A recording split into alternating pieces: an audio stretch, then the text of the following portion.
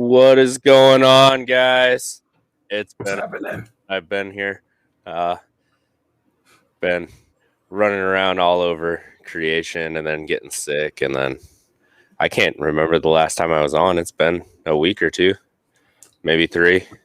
You were on for the season ender, but it was a couple weeks where you were before that where you were gone. Maybe that's what it was. See, I'm losing my mind. We've been using you sparingly as the pure resource that you are. No, that's. Yeah, I was worried I was gonna miss another one this week, man. It was it definitely got a little crazy this weekend.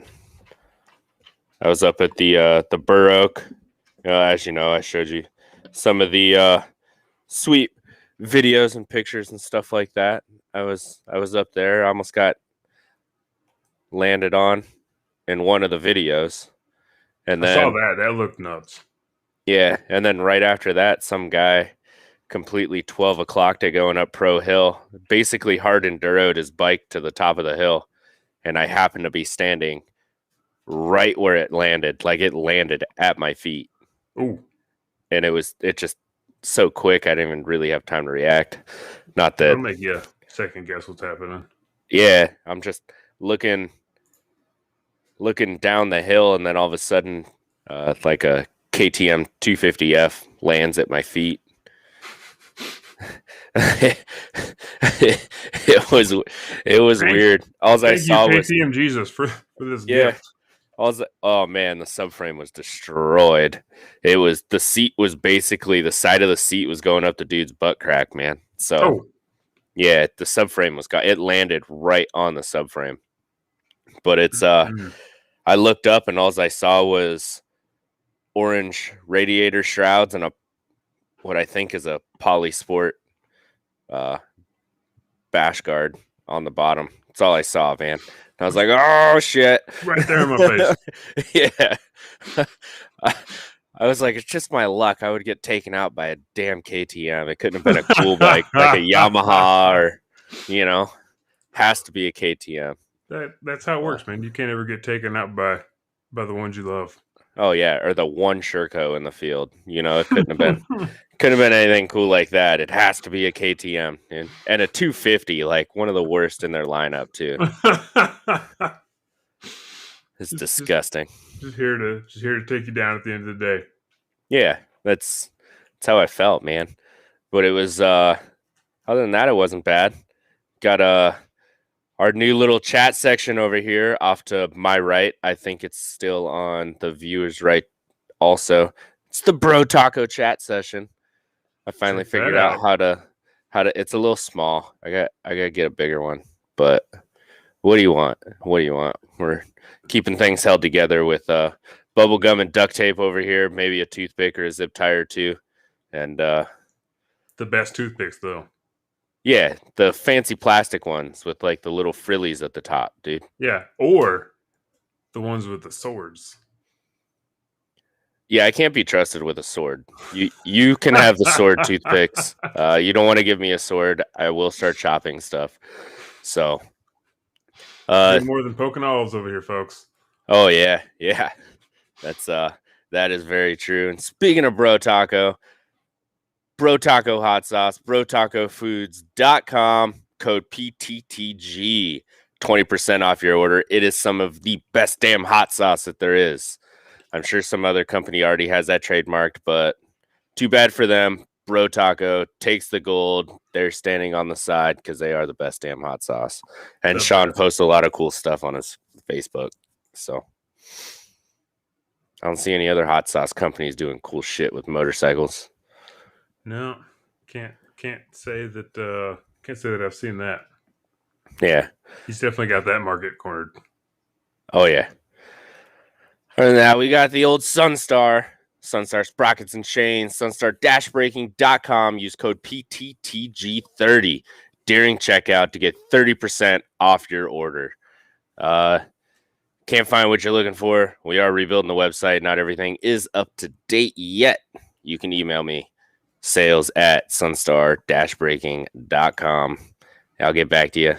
Either myself or my right-hand man, Justin.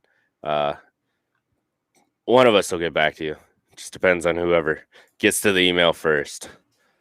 Also, don't forget to stop over at power2theground.com. That is power2theground.com. Check out all the fancy stuff Jesse's doing on the site over there. He just gets a wild hair up his butt and starts adding stuff to the site or changing stuff around and doing stuff like that. Don't forget to stop over there. Keep up with what Jesse is changing. And we'd appreciate it.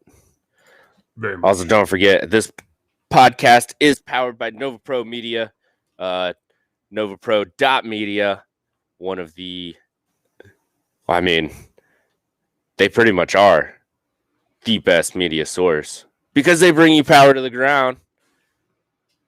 That's what it is. You can argue with me, but I'm probably not going to listen. So, because I already got my mind made up. You're going to lose because you're wrong. Kind of like Ryan Sipes being the GOAT. Everybody thinks that it's Ricky Carmichael or Jeremy McGrath, but maybe Jeremy McGrath comes in a close second. But Jeremy McGrath didn't ride the Red Bull Imagination track. No, he didn't. Twice. So no, he did not. Oh, yeah. He's just hanging out there in Temecula and Ocotillo Wells. But it's another thing. Just can't argue with me about it. It's other than that. Make it work. Oh, yeah. It was a crazy week. We had Red Bull Imagination, Motocross of Nations, the Burr Oak GNCC, and there was some other Supercross and Motocross stuff. And we're going to try to go over all of it. We're going to try. Try our best, folks. It's been 2 weeks off, and we're feeling a little rusty. Oh, yeah. At least I remember what buttons to click. It's not as bad as the first time where I'm like, do I click this button? Oh, there we go. Yeah. But as you can see, we changed the backdrop a little bit. We got Stu Baylor up there. Let me close these real quick so you can see his.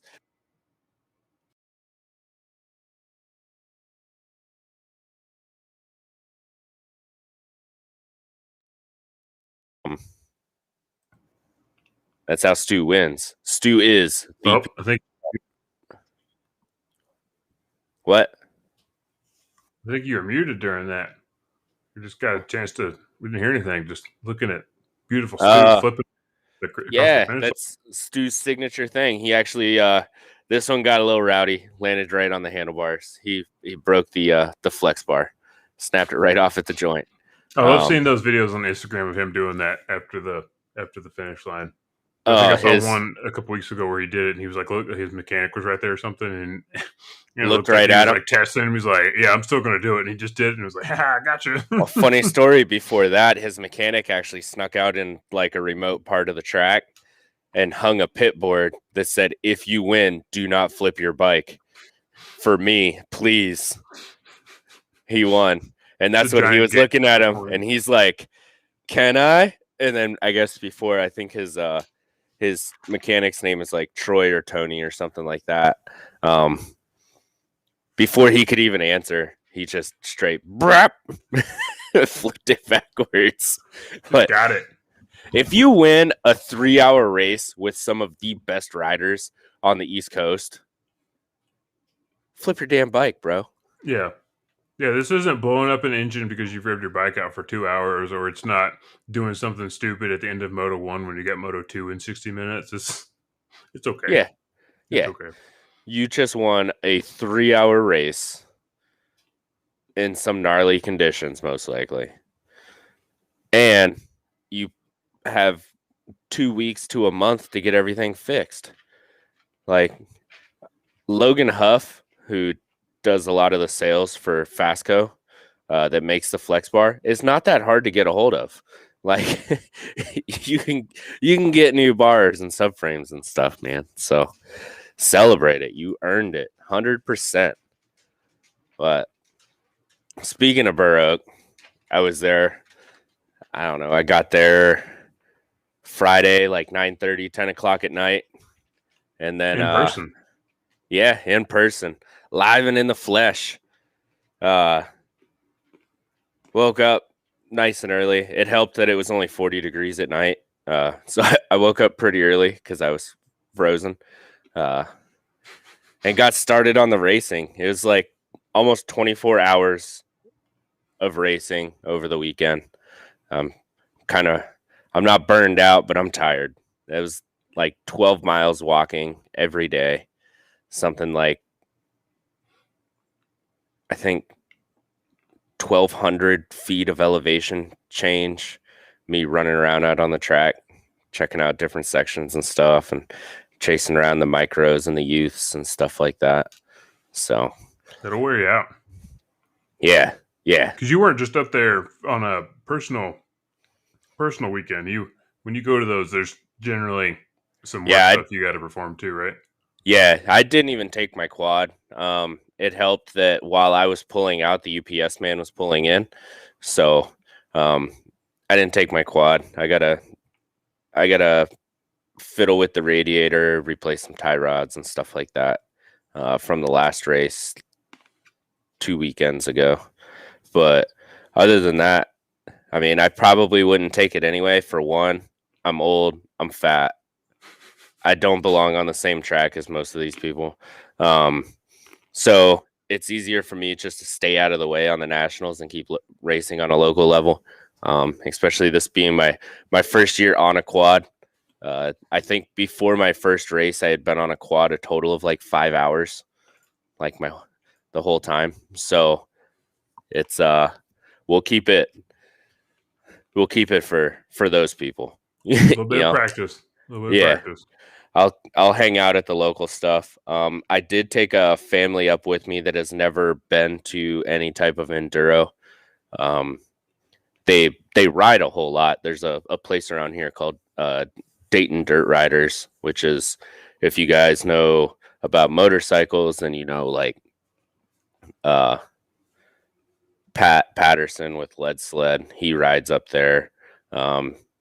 Stuff like that. It's actually they're really raunchy trails, just straight up, straight down, tractor tires, logs, the river crossings. It's from what I hear, of course they don't let four-wheelers back there. It's all single track, but from what I hear, it is a really crazy riding area that they have, and it's all private and stuff, so it doesn't get all super destroyed. But they ride up there quite a bit. And I was like, well, shit, let's go to GNCC. So it was my buddy and his two kids, his two boys. One of them is rides a 90 quad. He went out, got one lap in, decided it wasn't for him. He's at that weird AMA age where his age class puts him above where he would probably be comfortable as far as like skill wise. Mm-hmm. So he couldn't ride like the 90 stock. He had to go with the 90 mod. And if you're riding a 90 mod quad, it's basically a 125. Mm-hmm. So, I mean, these things are scooting, right? And I just can't even imagine fucking, I mean, I know it's not the same thing as a TRX 90 straight off the showroom floor. But even within my understanding of the realm of modification on those things, trying to imagine riding one of those things on anything other than like a prepared, groomed track is honestly mind-blowing. I don't... Dude, the kids rip them too. That's the craziest part. It just... Those tracks that you see, I know there's 90% of the time, they don't ride on the exact same course as the full ones, do they? Do they have like cheater lines through some of it or something, or a shortened course? Yeah. So my buddy's kid on the 90, he ran like 5 miles or something like that. Mm-hmm. So it's still quite a ways for those things, and they run, I think his was like an hour and a half or something like that. So they run quite a while, you know. Yeah. It is pretty mind-boggling. Like my buddy Brandon, his kid runs the 90 stock class, and he's fast. Like he's probably faster than me through some of the stuff. And I'm on a 450. That's but nice. he had a little bit of bad luck this weekend. If you go on GNCC's Facebook page, there's a picture of a kid on a black TRX 90 with a graphics kit. It's a pretty sweet graphics kit. Going around a turn and it flipped over. That was my buddy Brandon's kid. So a little bit of bad luck for crew, unfortunately. Didn't deter him though. He's already talking about the next one. So that's good to see. That's when those little TRX 90s roll over, man. They're like turtles. Mm-hmm. They're all the weight is in the bottom. But it's I think we've talked about it in Discord before, but like those kids on those quads, man, that's a whole nother. I don't get it. That's insane. Yeah. Well, we were talking about it. I got my kids at CRF 50 and we were sitting there talking about it and we were like, oh, how young they are and relatively not strong. It's 2 wheels might be a little better than 4, but Crew's a pretty big boy for his age. He's pretty strong and he's a sound technical rider. So he doesn't do bad. I mean, he's shown huge improvements this year, just from the beginning of the year when he first started to now. I mean, he went from running the middle of the pack at the local stuff to now hanging out with the big boys on the national level. So to say that he's had a huge swing, as I'm not going to, not talent, but like self-confidence, this year it's amazing to see. I like going to the track with that family. They're all super nice and watching Crew run, and I'm sure their youngest boy will be, I think he's the same age as my boys. They're only a couple weeks apart or something like that. So I'm sure they'll be racing together in the in the not so distant future, So, but that was and it was a weird track. Like even Ryder up in our buddy up in Canada, he was like, I never expected Ohio dirt to be like that when I was showing the videos and stuff like that. And it seems like it's really only that area. Like you go to other tracks in Ohio, it is super, there's a lot of slate and stuff like that'll just destroy everything it touches. But it was the dirt was actually really crazy. Saturday night after the ATV races, which we'll circle back into, just to give you guys a little heads up on how the track was. It rained all the way up to Wednesday, and the track is primarily like a really heavy Ohio red clay. It's actually heavier than the stuff down in like Georgia and Alabama.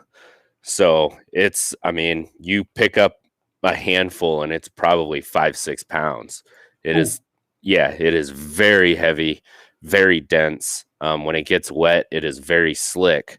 But when it is not wet, oh man, is that stuff so fun to ride on. It's almost squishy to walk on it, but we walked the track Friday night after, and I would say the bikes, or Saturday night after the ATV races, and I would say the bikes, especially the Saturday morning race, not the youth, but like the amateur race, dude, they probably had the nicest track that they will see all year long. It was awesome, like walking around on it. It felt like it was professionally built, like they went in foot by foot and added this track into it. But that's just the way that the natural terrain works out. Like you couldn't ask for better dirt. It was amazing. But there are a couple stream crossings and some creek crossings. Like you go down into the Monster Mile, you're going right down pretty much through a stream, and then there's a pretty steep uphill right after that. And once the water gets on that stuff, it turns to ice. But so a couple of the guys were having trouble, especially on the bikes, getting up it. But other than that, it was an excellent weekend. The weather couldn't have been better. It was between 70 and 75 all weekend. Of course, the nights were cold. Got down to like 42, I think, was the coldest that I saw at night. And then Saturday, the racing was amazing. So we'll go over some results here real quick and then kind of break down the race because there was some real big breakout rides. If you follow GNCC, especially the GNCC ATVs, then you probably know what the crazy ride was for the weekend. But we have Walker Fowler, who finished in first. He clinched I think it's his 7th GNCC national title this weekend with that win. We had Devin Freehan out of Windsor, New York, coming in second. Cole Richardson out of Edinburgh, Pennsylvania, coming in third. Hunter Hart out of Newfield, New York, coming in fourth. And Adam the Gator McGill from Waverly, West Virginia, coming in fifth. See, the top XC2 Pro-Am ATV guy was Braden Owens out of Walker, West Virginia. Second place in the XC2, Ben Kowalski out of Halstead, Pennsylvania. Ronnie Rush coming in the third place in class for the XC2 out of Pittsburgh, Pennsylvania. So, and then we had a nice honorable mention. Jay Shadron finished 11th overall out of Mount Pleasant, PA, running in the Junior A 22 plus ATV. So that's a pretty high spot for a Junior A to finish. So he was definitely cooking it. These guys ran elapsed time for Walker was 2 hours, 9 minutes, and 24 seconds. And then Devin Feehan finished 1.06 seconds behind him. Sucked him all the way back in from fourth place. Devin Feehan was on fire this weekend. He threw one of the most amazing passes that I have seen out of any motorsport. Let me see if I can find it real quick. But he did the perfect outside to inside. Got a crazy run. I don't even know how to explain it. Let me see if I can track it down here real quick. But it was. So while you're doing that, I was looking through. I'll be the naive guy here. I was looking on RacerX for results, and it looks like they keep it kind of simple for the results on very specific classes on their website. And then I was looking at the GNCC website for it, and they've got it, where if you want to go through and look at a specific class, you can go down results, and look at a specific rider if you want. Yeah, but where's the easiest way to pull up results for the average human being? I usually go to GNCC's website. At the very top, I just click results, 2021 results. And then I click, like this one was round 11, the Burr Oak. I click Burr Oak, and then I just hit ATV PM or bike PM overall. And then if you have like younger riders or amateur riders, you can get to it through there. Just go to whatever race they were in. They do a pretty good job of breaking it down by the hour. I see. So now that I'm looking at it more, and you pointed that out about that, the overall, if you go to look at it, you guys will be able to see it better what I'm talking about. But there's I guess they break it down into kind of looks like 1, 2, 3, 4, 5, 6, 7, 8-ish different separate runnings that they'll do there at the event. Is that right? So like if the ATV Youth is one, that's all that's out there on the track. Then they've got the ATV AM and ATV PM. Yep. Like those are all very specific start finish times. Nobody else out there is on the same time. But then in that are where, like, if you look at the ATV PM, from what I'm looking at, it looks like there's 10 different classes out there in that PM segment at one time. Is that right? Yeah. So crazy thing. The AM bikes had 356 entries on the track. Holy shit. That's an 11-mile track. 21. No, that's not right. The math's not there. I have to look and see, but yeah, that's a lot of separate classes. Yeah, it is absolutely insane. If you're out walking on the track, it's almost impossible to cross the track because there's just always people coming. It's absolutely ridiculous, but it's so awesome at the same time because there's nothing like it in the world, dude. Like the amount of people that they get at these events is ridiculous. It's just 31 different classes. I could be counting wrong because of my Kevin Wyndham beverage, but I'm pretty sure it's 31 separate classes, including 150C class, which is probably what it sounds like.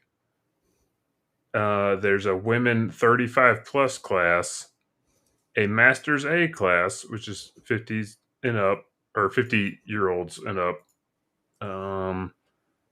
Let's see, a women's class, elite Masters class, a schoolboy class. I mean, if you're looking at this, if you're imagining 31 separate classes out there, including this range of different types of classes, there's a trail rider, which I'm assuming is probably one of the more casual. Yeah, there's no points on that one. Yeah, like all on the track at the exact same time is just, that's insane. Oh, yeah. So I'm going to show this real quick. It only takes a couple seconds. Hopefully we don't get popped. Is it up? Yeah, it looks like it's up. Let me close the chat window. Make it big. Make it big.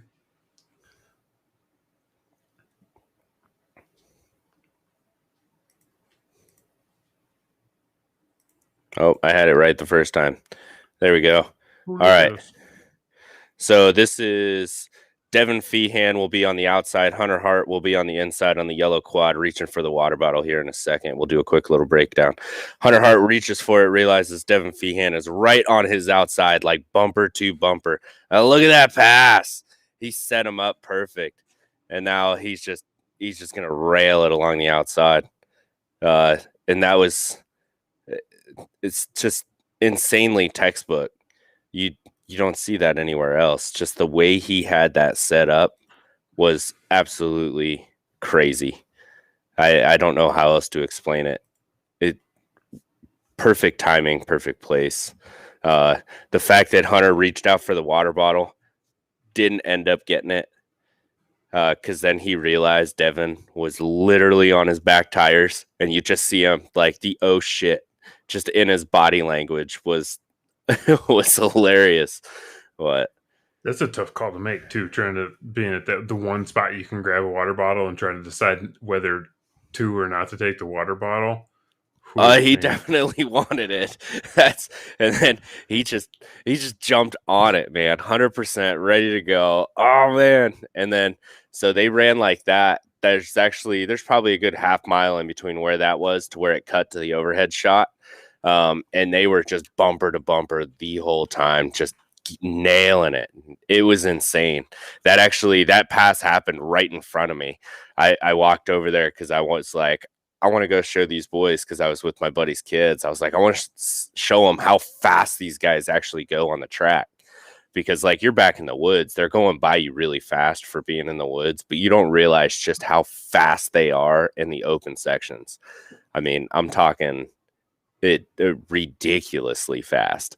So seeing them out there, and then of course, like I talked to Devin quite a bit. I talked to Hunter too. They're both Sunstar guys, but I talked to Devin maybe once or twice, like every other week. You know, just hey, what's up? How you doing? How's everything going?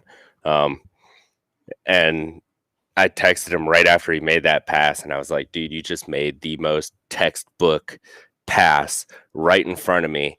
I know you haven't crossed the finish line yet, but you need to go get Fowler right now. Just get it. And he texted me back after like all the interviews and stuff, and like just super stoked, man. That was I think that's the second time he's put it on the podium. He's relatively new to the XC1 Pro class. So to watch him go from 4th to 2nd in about 2 laps or 20 miles or something like that was just absolutely insane. And these guys are doing 11 miles. Yeah, 11 miles in, what was their lap times? Let me look it up real quick.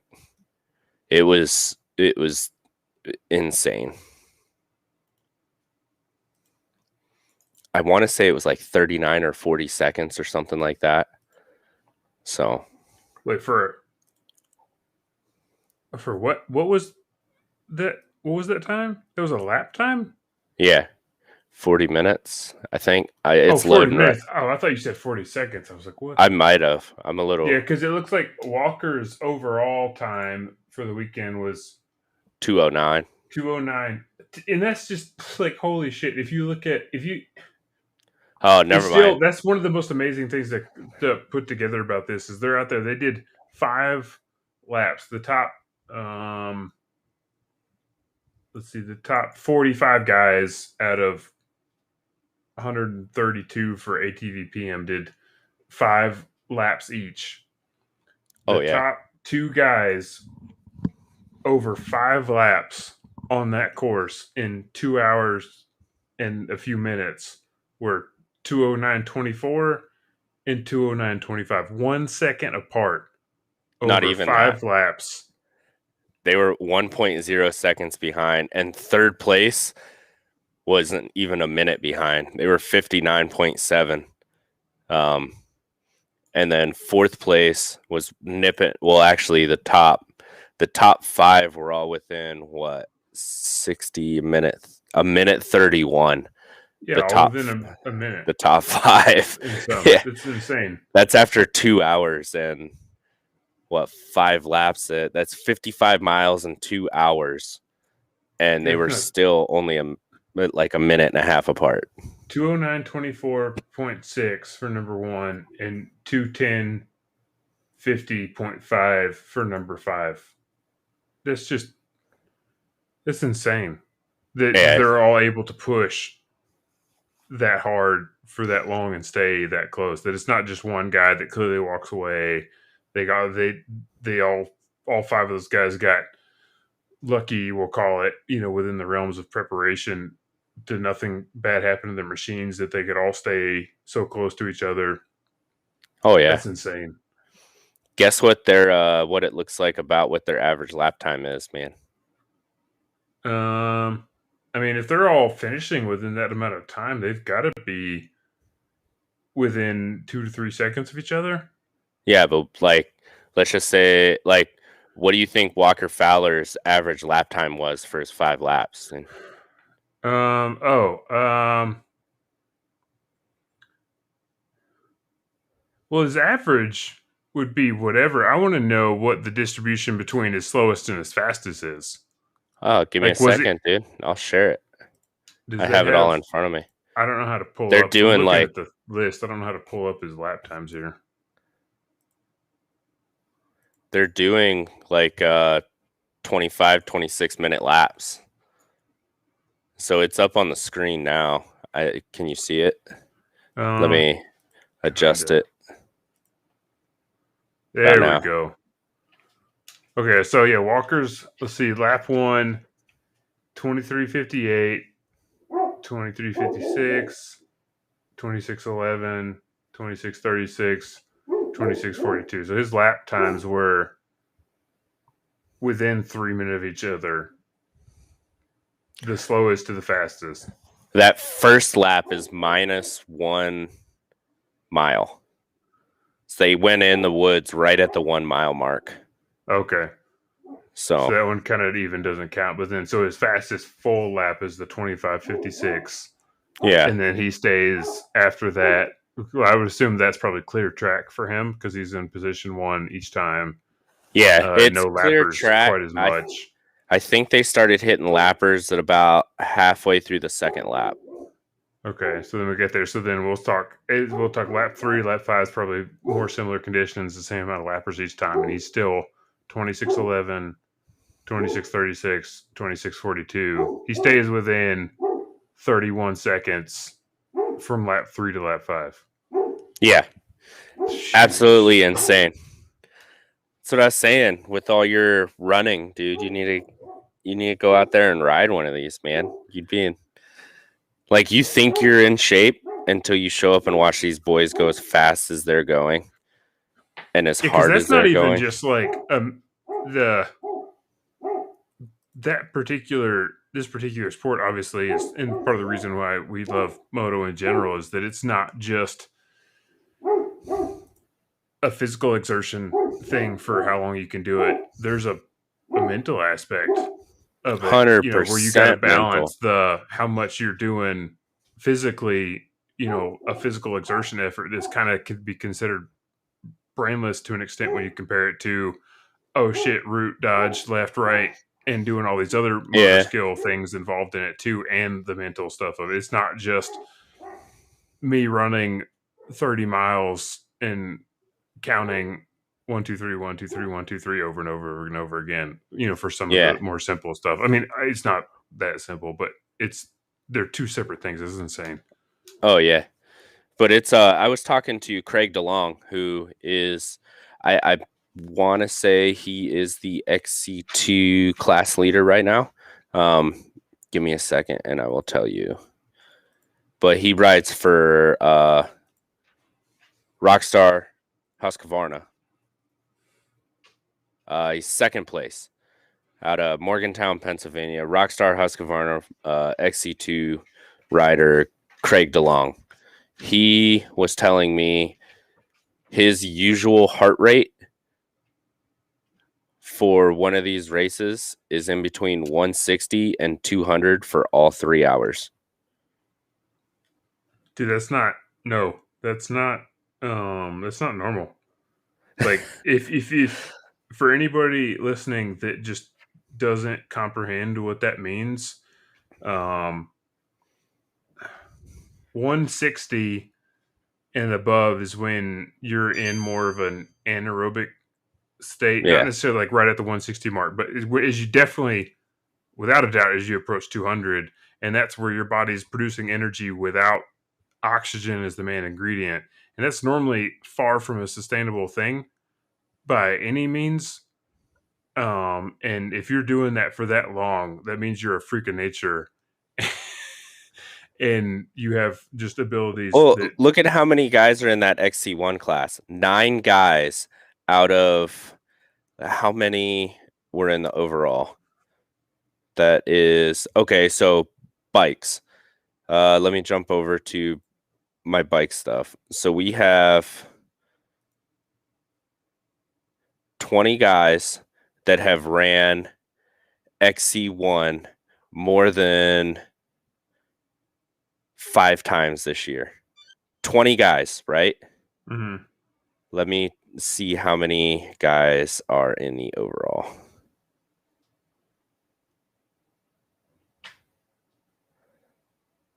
I have too many tabs open. Oh, wrong one. Okay, so overall, we have 96, 97, 98, 99, 200 guys. So you have 1/10 of all the fast guys, at least from Wisconsin down to Texas and all the way over to the East Coast. Not to include, there's Chile, European guys. There's guys from all over the world that come to race this, right? They are all. You got what, a 10% chance to race XC1, right? Out of that 10%, you have maybe 3 people that win, like back and forth.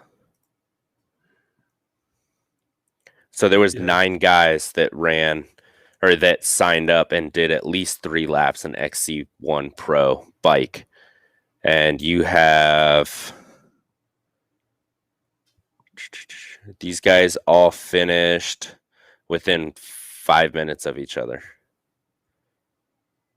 over a 3-hour race. And that's guys from Australia and all over the country. Actually, you got South Carolina, Connecticut, Tennessee, Washington, West Virginia, Connecticut, North Carolina, Australia, and North Carolina. So 9 of the fastest guys doing this in the country out of 200 guys. It's insane.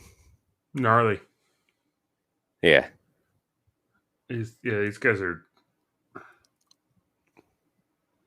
Yeah, it's nuts. I mean, you've been on the 100% righteous soapbox about GNCC being one of the gnarliest just forms of our sport out there, and it is no joke. Oh yeah, and it's not like you're just out there trail riding either. These guys are 3rd, 4th gear going through the woods, 5th gear just off the limiter in the fields. Like, if you think you're a fast trail rider, show up to one of these events. Because you will get whooped on by the guys in the trail rider class. You know, it's not. There's a big difference between racing in the woods and riding a trail. Huge difference. You know, I mean, I'm sure like the Red Bull, Erzberg and shore to or sea to sky or whatever, like it's all the same thing. They get over 500 entries too. But that's just between AM and PM. There was 500 bikes there, 550 something bikes on the track within a 5 or 6 hour period of each other. It's a lot of guys spending money on a sport they love. Oh yeah. But it's I mean, we can talk about. Let me jump over real quick to. XC1 ATV points. Like I said, Walker Fowler has it all tied up right now. He has 1, 2, 3, 4, 5, 6, 7 wins out of 11 rounds. Tied it all up with 297 points. We got Hunter Hart second place with 223 and 1 overall win. Jared the Sneaky Snake McClure coming in 3rd place with 201 points. 4th place, Cole Richardson with 176. John Glotta Jr. Coming in 5th place with 148. And then Bryson Neal is out with an injury. He is typically your 002 fella. He is the one that is favored to win when Walker Fowler is. It's basically a him and Walker Fowler show, and they trade off. But he had 3 wins in 5 races. So 3 of those wins Walker Fowler didn't get were because of Bryson Neal. So, and Walker finished either 2nd or 3rd all those times, which is absolutely insane to me. But they're all looking at those real close results from all 11 rounds and looking those over in the point scoring thing. That is pretty interesting to see. Unfortunately, Neil down there in 8th overall, just because he didn't get to race. What was that, 6 rounds? Yeah, well, so what happened there? So he went back-to-back wins, and he was set to win his 3rd one back-to-back, right? Some guy had his F-150 parked a little too close to the track with the tailgate down. Is he the one that hit the F-150? Yeah. I think I blew it up in Discord, man. Like, yeah, that was him. He's a local kid. I talked to him quite a bit too. Him and his dad are such nice people. Like, you would never guess he's one of the stars of the show. But he's such a nice guy. You're hard pressed to find anybody that is not a really nice person at any of these events, to be honest with you. That's how it works, man. Oh yeah. Moto quad guys, we're not a bunch of dicks. Some moto guys are dicks, dude. 100%. Some of them are. Yeah. So jumping over to bikes, these guys raced on Sunday. It was a great race. I have posted up quite a few videos. I am getting more videos to add to the repertoire, I guess, of these guys from Sunday. We have Stuart Baylor, as we said, coming in the first place. Old Stu from Hodges, South Carolina. Benjamin Kelly, who battled him the whole time. And when I say the whole time, these guys raced for 3 hours and 9 minutes. Was when Stu Baylor crossed the line. It was 3 hours and 9 minutes. So we have Benjamin Kelly coming in second out of Harwinton, Connecticut. Jordan Ashburn, who is actually back and forth with Stu Baylor on who gets to wear the red plate, coming in third with Livingston, Tennessee. Ricky Russell, fourth place from Duval, Washington. Thad Duval, one of the greats from Williamstown, West Virginia, rounds out your top 5. For your XC2, so XC1 is open pro. It's basically run what you brung. A lot of really crazy technology on these bikes. Most of them are running 450s, and then your XC2 is your 250 pros. We have John Garor out of Boonville, North Carolina, who finished 9th overall. Craig DeLong from Morgantown, PA, in 10th. And Mike Witowski from Travelers West, South Carolina, coming in number 11th for your 250. And then you have your XC3, which is your 125 Pro-Am bikes. These are your up-and-comers. We got Jonathan Johnson from Ladrum, South Carolina. Jason Lipscomb from Parkersburg, West Virginia, followed pretty closely by Jake Froman from Linville, Indiana. Jake is another Sunstar guy. Oh, yeah. But it's when the list is as long as what it is, we'll stop there. Because like you said, there's like 30 classes on the track at the same time. We'll run down. Let me jump over. It's not a 40-man gate by any means. No, not even slightly. If you've never seen a GNCC start, I suggest you look it up because they are rowdy.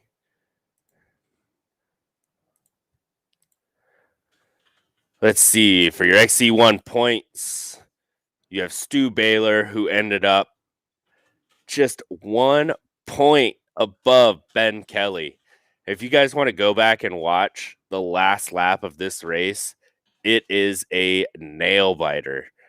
We got Jordan Ashburn or Benjamin Kelly. Yeah, 1 point away. Like I said, these guys are going back and forth. We have 2 rounds left. We have No. Is it the Mountaineer? No, it's not. Wait, are there more rounds left? Because that was the one question I was going to ask. Was I was looking at the website and it looks like there's 2 rounds left. Okay. They run a 13 round schedule. So there's the Buckwheat 100, which is in West Virginia, coming up, and then at the end of October is Ironman. Ironman. So there's 2 races that I try to get to every year, and they're both at Ironman. No matter what happens, I don't care. I try to get to these races. You have the Ironman Pro MX, and then you have the Ironman GNCC, and they are both some of the greatest racing and shows and just weekends in general that anybody that likes anything to do with sucking a little race gas and hauling a little ass would ever want to do. Like, it is absolutely absurd the amount of people. I would probably say more people are on the grounds for the GNCC than the pro motocross race. Like, it is, I have to park like 4 fields away. Oh, I mean, just logistically, number wise, that makes perfect sense. I mean, it's probably hard for some people to understand, but I mean, yeah, that's just how big those events are. It's insane. Oh, they're massive. We filled a whole rock quarry plus 3 fields this weekend with people not just showing up to race, but just showing up to camp and watch. It was absolutely insane. There's a lot of people that are kind of like me that just show up because they love the sport, even though they can't do it, or know that they will literally just be a how do you say it? A liability on the track. Yeah. And then we got Josh Strang. Josh Strang has been racing for a very long time. He's in 4th place, followed by Benjamin Toth. He's in 5th place. But the battle between Ben Kelly and Stu Baylor is absolutely insane. They are all always right on top of each other.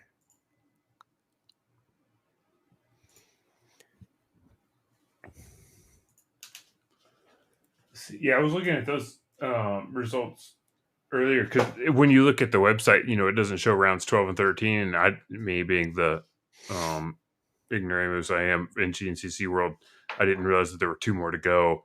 And I was just thinking, like, shit, that's insanely tight to, that's the kind of racing we wish for in every class in Supercross and motocross, and to see them be 1 point away, even with 2 rounds left to go, even if this wasn't the last round, is really exciting. That's just the kind of stuff you don't get all the time. Oh, I yeah. appreciate it. Yeah, so we got the Buckwheat 100, Newburgh, West Virginia, October 9th and 10th, October 23rd and 24th in Crawfordsville, Indiana, that you guys all know is the Ironman Raceway. It is, I don't even know how to explain it. I don't get great service there, but I will still try to post some stuff up. It just might not be live. But either way, it'll be amazing. That's really all I got. Are you going to both of them or just the Ironman one? Just the Ironman one. I have to go do family stuff. Or wait, what do I have? I have something going on that weekend. I can't remember if it's family stuff or not. What weekend was it? October 9th. Yeah, I'm taking my kids to Pumpkin Patch, dude. Pumpkin Patch? Dude, they're super stoked about it. Dude, I don't blame them. I would be too. I got plenty of pumpkin-related activities I'm going to do this month. And motorcycle shows. I'm going to mix them both into some weekends. I got one this weekend I'm going to try to go to, a local vintage motorcycle show. Really cool one that you would like the next weekend. And some other stuff. Oh, and this weekend, for all you street bike nerds, MotoGP's coming to US of A at the Circuit of the Americas in Texas on Sunday. That'll be exciting. I actually get to watch MotoGP not at the ass crack of dawn on a Sunday morning. I'm excited about that. Hey, I gotta run out to my garage. Carter needs a picture of the routing of the fans and radiator wires and stuff like that. So jump into Motocross of Nations, and then it'll take me a second. I just gotta go snap a picture for the homeboy. Do it. Get on it. Take care of the guys. Gotta get the race quads ready. Race quads. All right, so let's see. So for this weekend, I was not able to watch MXoN Motocross of the Nations live this weekend, as I was out of town running my own little race. It was pretty entertaining to follow along some chat and some discords about what was happening this weekend. But we can certainly talk through the results, and you may or may not figure out how little I know about Motocross of Nations. Of course, this year we do know USA was not there, as we decided to opt out for political, in terms of motocross team issues with riders not wanting to go, teams not wanting to send people, and then of course things related to COVID and USA residents not being able to travel into Italy easily for the ride, or into Europe for the ride. So we'll just kind of go over some of the results on race 1, which was the MXGP, the open class, and MX2 class. We had, let's see. Oh boy, we're about to find out some of my ignorance on some of these flags. We had Thomas Olsen in first, Tom Vial on a KTM in second, and Thomas Olsen was on a Husky in first, and he was riding, which team was this? About to find out. Nope, just kidding. Denmark Denmark team. Denmark finished first in that class, and then see Tom Vial with France in second, and then we had what looks like UK in third with Ben Watson. Tonus was in fourth with Switzerland. So we had Husky, KTM, Yamaha, KTM for 1, 2, 3, 4, 5.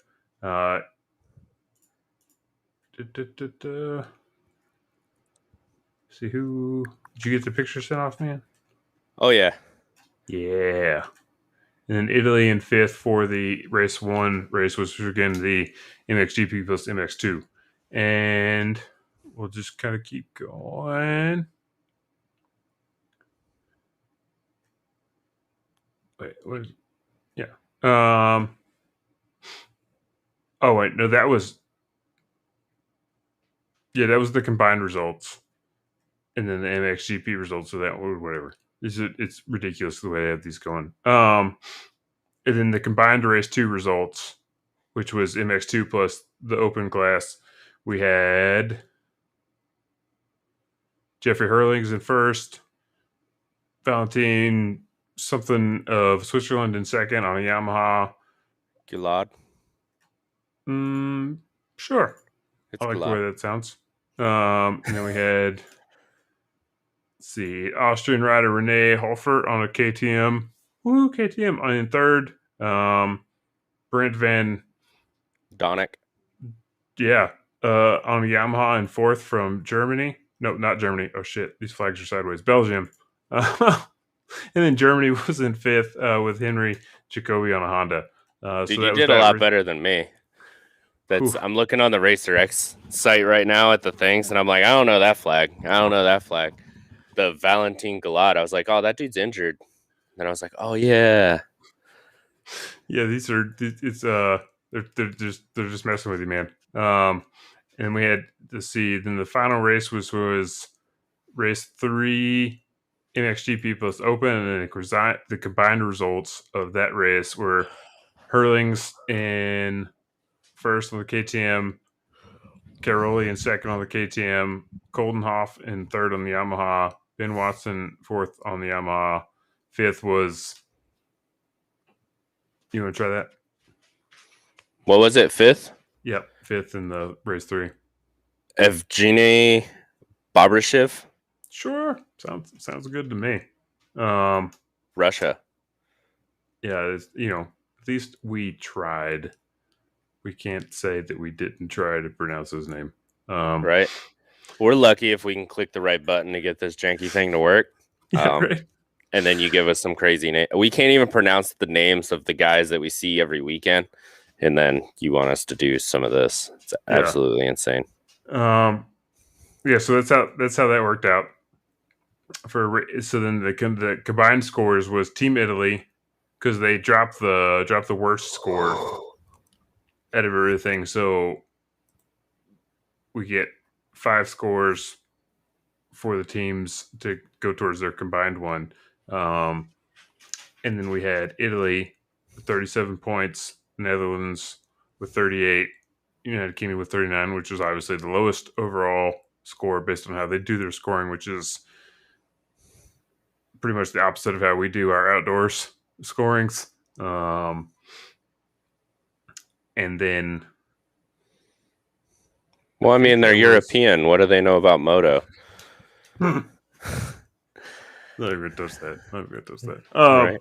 But the one thing I can rest my laurels on is that Team Italy won with nothing but KTMs. That's exactly what I just said. Just gonna sit on that one.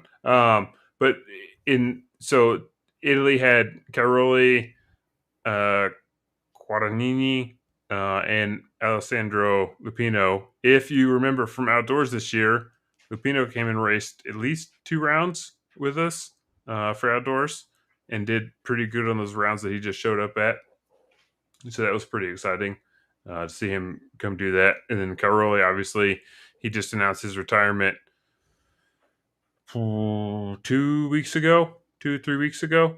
So he ran Fox 1, and he got 16th. Lupino did? Yeah. Okay.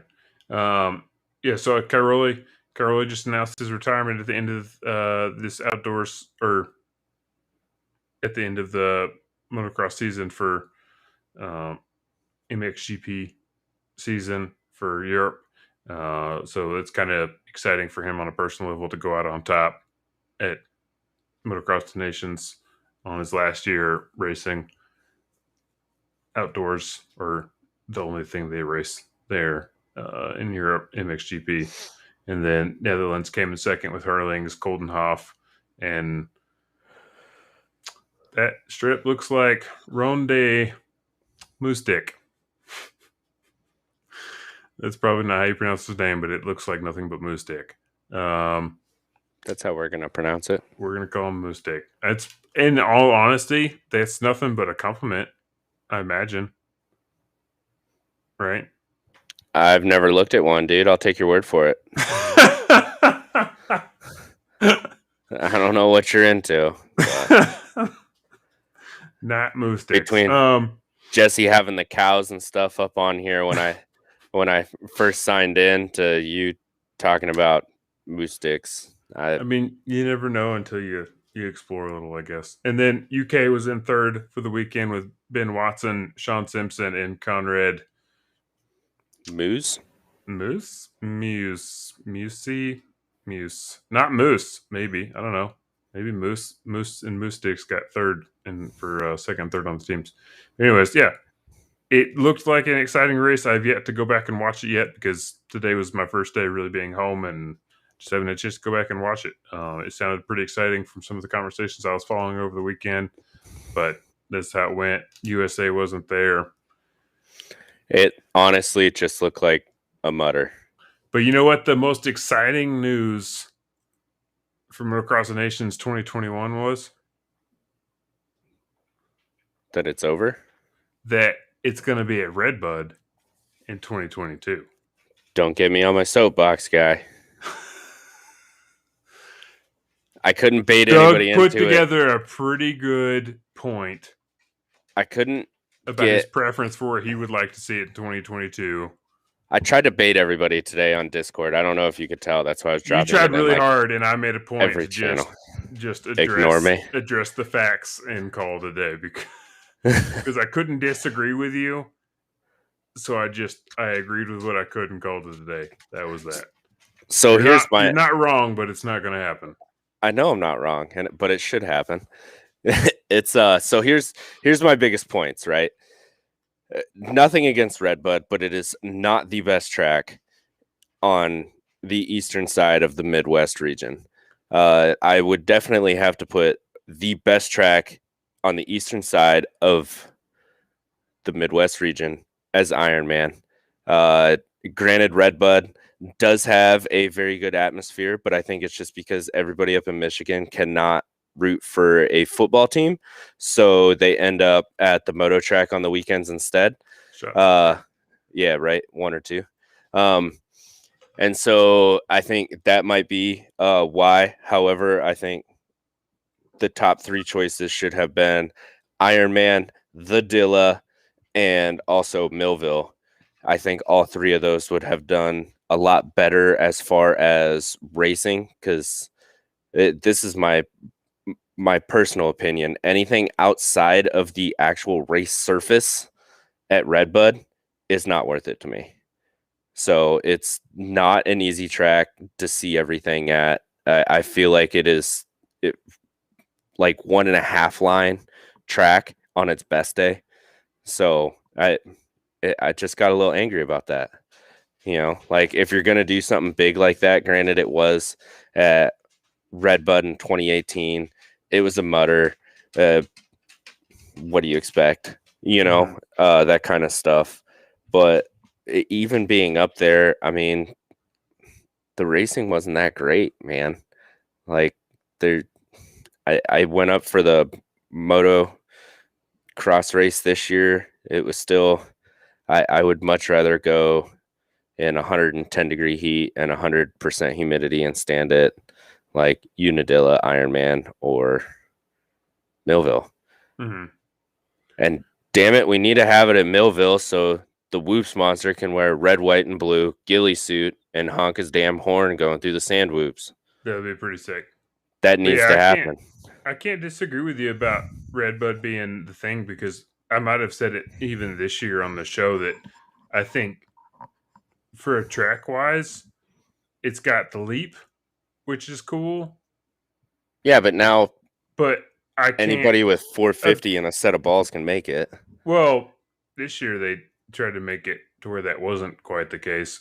But I mean, even that's just a matter of moving the corner in and out. Whatever. I don't Yeah. think outside of the leap and whether it's functionally possible based on that, I, that track's not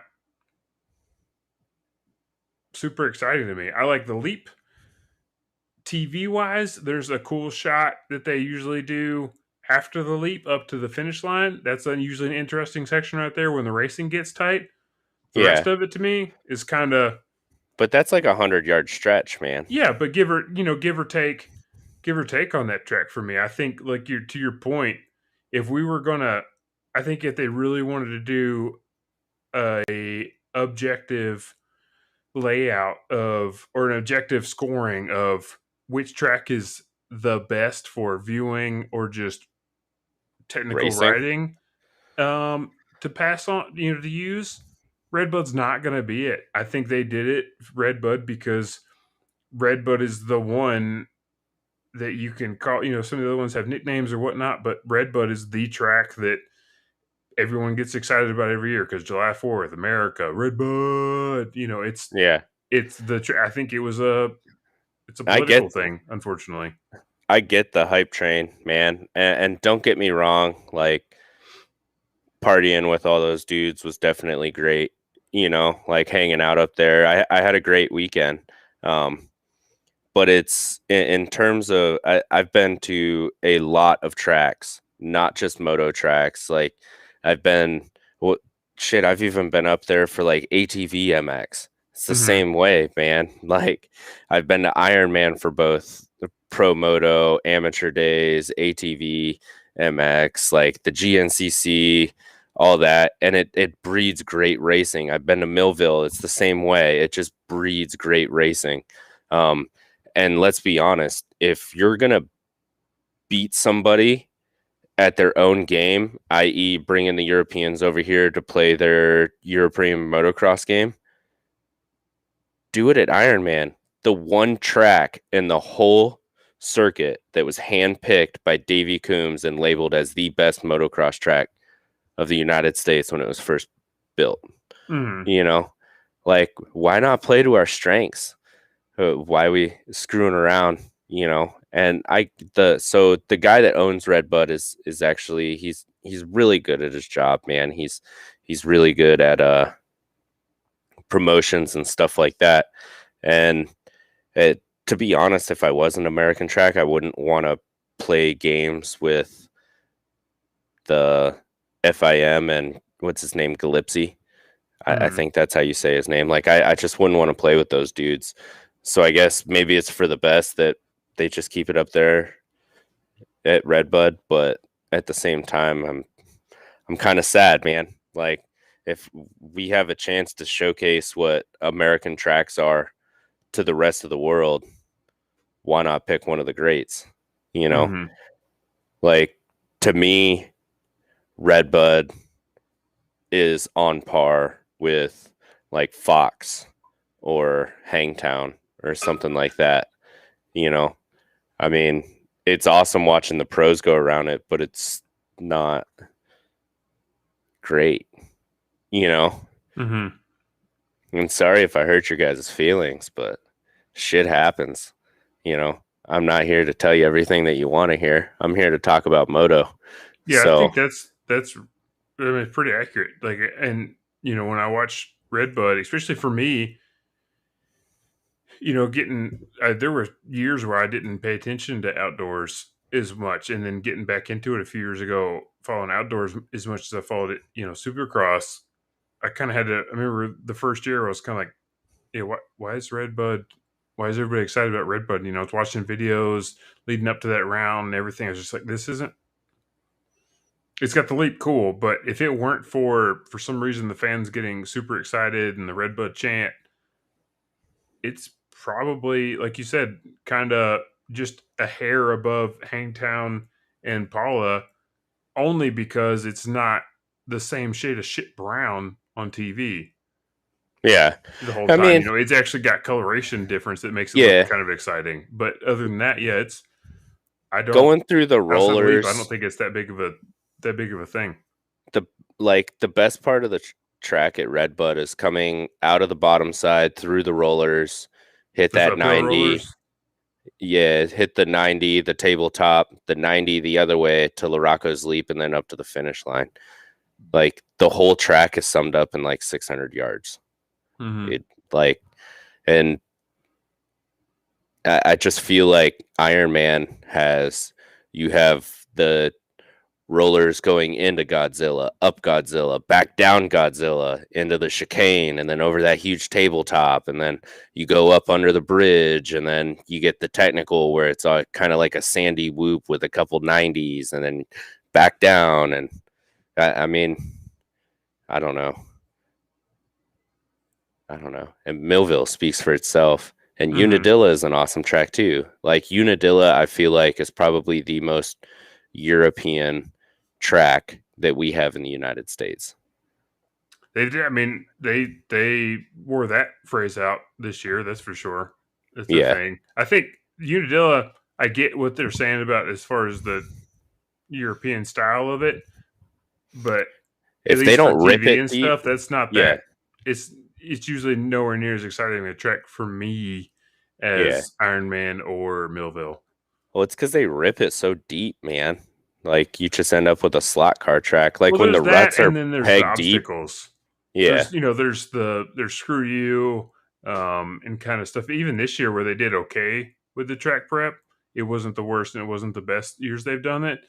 But even then, when you had some of the cool passes that when Chase passed Sexton and Jet made some moves there, there's still only one or two spots on that track that are really kind of exciting for just outright TV action. yeah, For the average person that doesn't understand what it means to be, standing on the pegs through a corner type thing. yeah. Um, yeah, it's a Takes good big track, brass and balls. If you don't yeah, know it, it takes brass balls. big old brass balls just clanking. Yeah, Um, yeah, I don't think, to me at least, it's not up there with like Millville or Iron Man yeah. for just everything, all things encompassed, being a great track to watch some riding on. Dude, Iron Man is a hidden gem, and I'm kind of glad because if it does get as popular as Redbud, where I already got into it on my rant after Redbud, how they charge an exorbitant amount of money for everything, and Mm-hmm. I'm pretty sure that Eddie got into it a little bit too during his interview. Like, if they ever get popular enough to do that, I'll probably kind of fall out of love with it. But I don't know. Iron Man is still my number one track, and it's not just because it's the closest one. I used to live closer to Mount Morris, and I would still drive to Iron Man, so it was like an 8-hour drive. So if that's where you're thinking I'm coming from, you're wrong. Yeah, So, and it's, I don't know, I just like it. I want to see it get a motocross of nations race, and I think it would do awesome because it's got a little bit of sand, it's got a little bit of hard pack, it's got some loamy stuff, it's got everything that you want in a track, man. Big jumps, fast sections, technical sections. I yeah. think it'd be And I think awesome. even probably from your angle and experience too, like they pointed out this year, even on the broadcast, that um, facility is the word I was looking for there, that it's way bigger and better than probably Redbud. Oh yeah, Even, as far as for hosting fans and the teams and just the whole thing, especially when you consider oh Motocross yeah, of Nations and the amount of people and everything that it brings. oh yeah, Um, you're looking at multiple countries worth of factory rigs and not just four factory rigs. oh yeah. it's the place to, Ironman is it the can handle place to all of it. be. I bet you us just talking about this has 2 or 3 people that listen. Like, I never thought of Iron Man that way because most people don't, man. It's overlooked because by the time we get to it in the schedule, the championship's usually wrapped up. It's the same way in GNCC. It's always the last. But you know what they say? Save the best for last. Mm-hmm. And I don't know.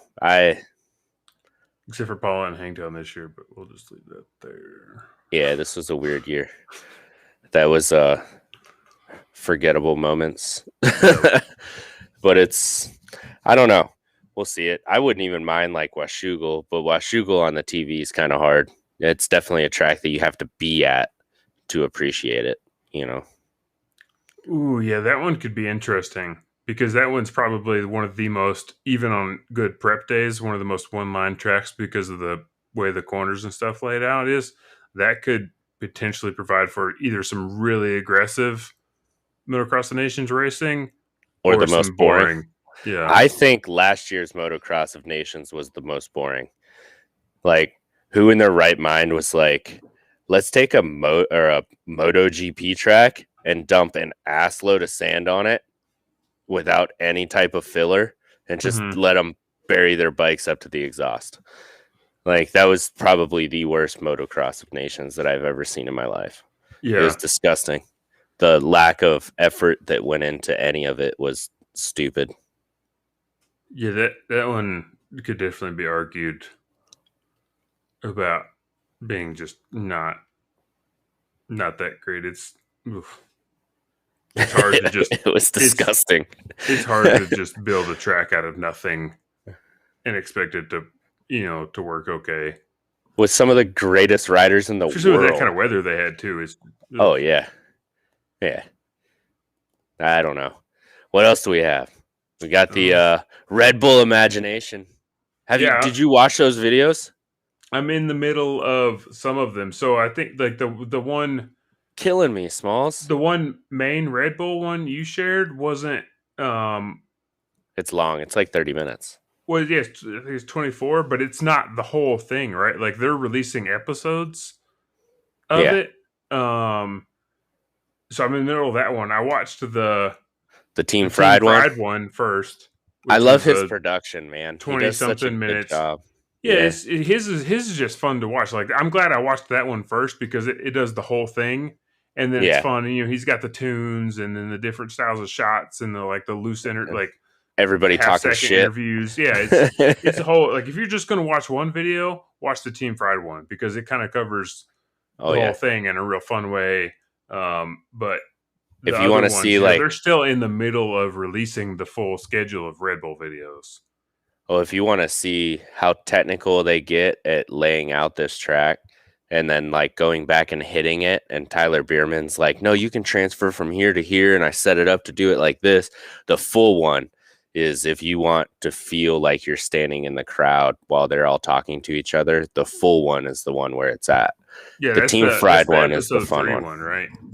The one I think that's what it was. It was the one that I shared yesterday or earlier. Yeah, and that's the thing is episode 3 is still only one aspect of it. Like you've got the whole thing. They're going to keep popping out a couple more, and it's just going to be even like I said. Yeah, if you're going to watch just one, watch the Team Fried because that'll give you the whole thing. But if you've got time to follow all of them, watch all the Red Bull ones too, along with the Team Fried one because it's really cool seeing all that. And then what I'm with what little I'd read or heard about it too, kind of knowing a little bit about it, actually getting to see some of like the Rheinstein stuff. And etc. into it. It's pretty fun too because like even the little Instagram videos they were doing during the week of filming it were kind of interesting to see those and now see where they actually play into the full scheme when they're releasing the fully produced videos is really neat. Oh yeah, and that's what I'm most excited about is the last time we saw a big free ride push was like late 90s, maybe the early 2000s. And look at how much cool shit that we got from that. I mean, we got guys like, Jeremy McGrath came out of that, but just the like bring back terra firma and the Doonies and all the trans world stuff. And I know trans world is dead, but that kind of content, like I want to see dudes just out ripping dirt bikes like it would be if like me, you, and the boys got together and we were just like, we got a weekend without wives and kids. I got a shit ton of gas. Let's go ride, dude. Mm-hmm. Like that's the stuff that I like to see. That's the kind of stuff that gets people interested. That's like, it's not freestyle. It's not racing. It's not put into some stupid little box to be packaged and sold. It's just dudes being dudes on motorcycles, talking shit, ripping soil and hitting big jumps, man. And that's what I like. Like, bring that shit back right now. Let's do it. I am all in. The guys having fun, especially having guys like Sipes out there. It's not just. I think it could be too easy for some people to get cynical now. When you guys like and Steely, and you got a lot of old racers, man. You got that's the Josh thing. Hill. Some of those guys, you got to remember those guys too, because if you just look at my point was that like it would be easy for some people to get cynical, and I do it sometimes when I'm looking at okay, you've got just Hodges, Colby Raha, and Axel Hodges out there, like the guys that magically, if it weren't for the nature of social media and videos and that stuff now. So that's both their of those job guys to do it, but to kind of see those guys out there with guys like Sipes and Seeley is the fun part. It's not just guys whose pure job is to do nothing but free riding and get really good at it. To be able to see those mixed together side by side and having fun together is the cool part too. It's not even just like that they're just out there at the same time. They're out there actually having fun together, working together, playing. It's this type of event, I think, to your point, is the really fun part about it. It's not just like X Games where we sit there and we watch one guy do a run, one guy do a run, one guy do a run and call it a day, and then there's like an award ceremony. Like this type of event produces content, legitimate, real content where you get to see Sipes out there talking with Raha and Behrman and like actually working together and really trying to have a good time riding fucking dirt bikes, doing gnarly jumps, as compared to just like I'm out here to just do the gnarliest backflip, which doing its own thing is really awesome. Yeah, but isn't as wholesome. Maybe is the word I'm looking for, as far as just the kind of stuff it produces and seeing. Sipes, the guy that just got done doing fucking ISDE a couple weeks ago, and now he's out here doing Supercross. Yes, flat track, ISDE, Supercross, motocross, and now he's out here doing Imagination a couple weeks later, just broing down with Hodges and Behrman. But the thing to remember about Hodges and Raha is they have both grew up racing. They both ran Loretta's. They qualified and made it to Loretta's and ran it. Hodges still, even after he got done with the GNCC, he said he would be back to race another one. Like, that dude is still a racer at heart. He just likes to jump higher than everybody else. Yeah. And Raha's the same way. Like, go back and look at his real moto stuff from the past couple years.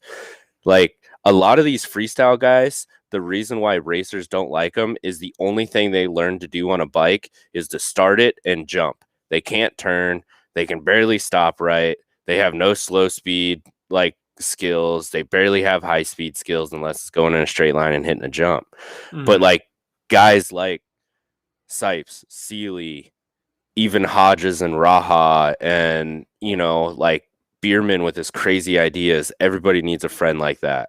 You know what I mean? But these guys are guys that can not only like jump stuff and do cool tricks, but probably beat you on the track too, especially Sipes and Seeley. Those guys are out of the question.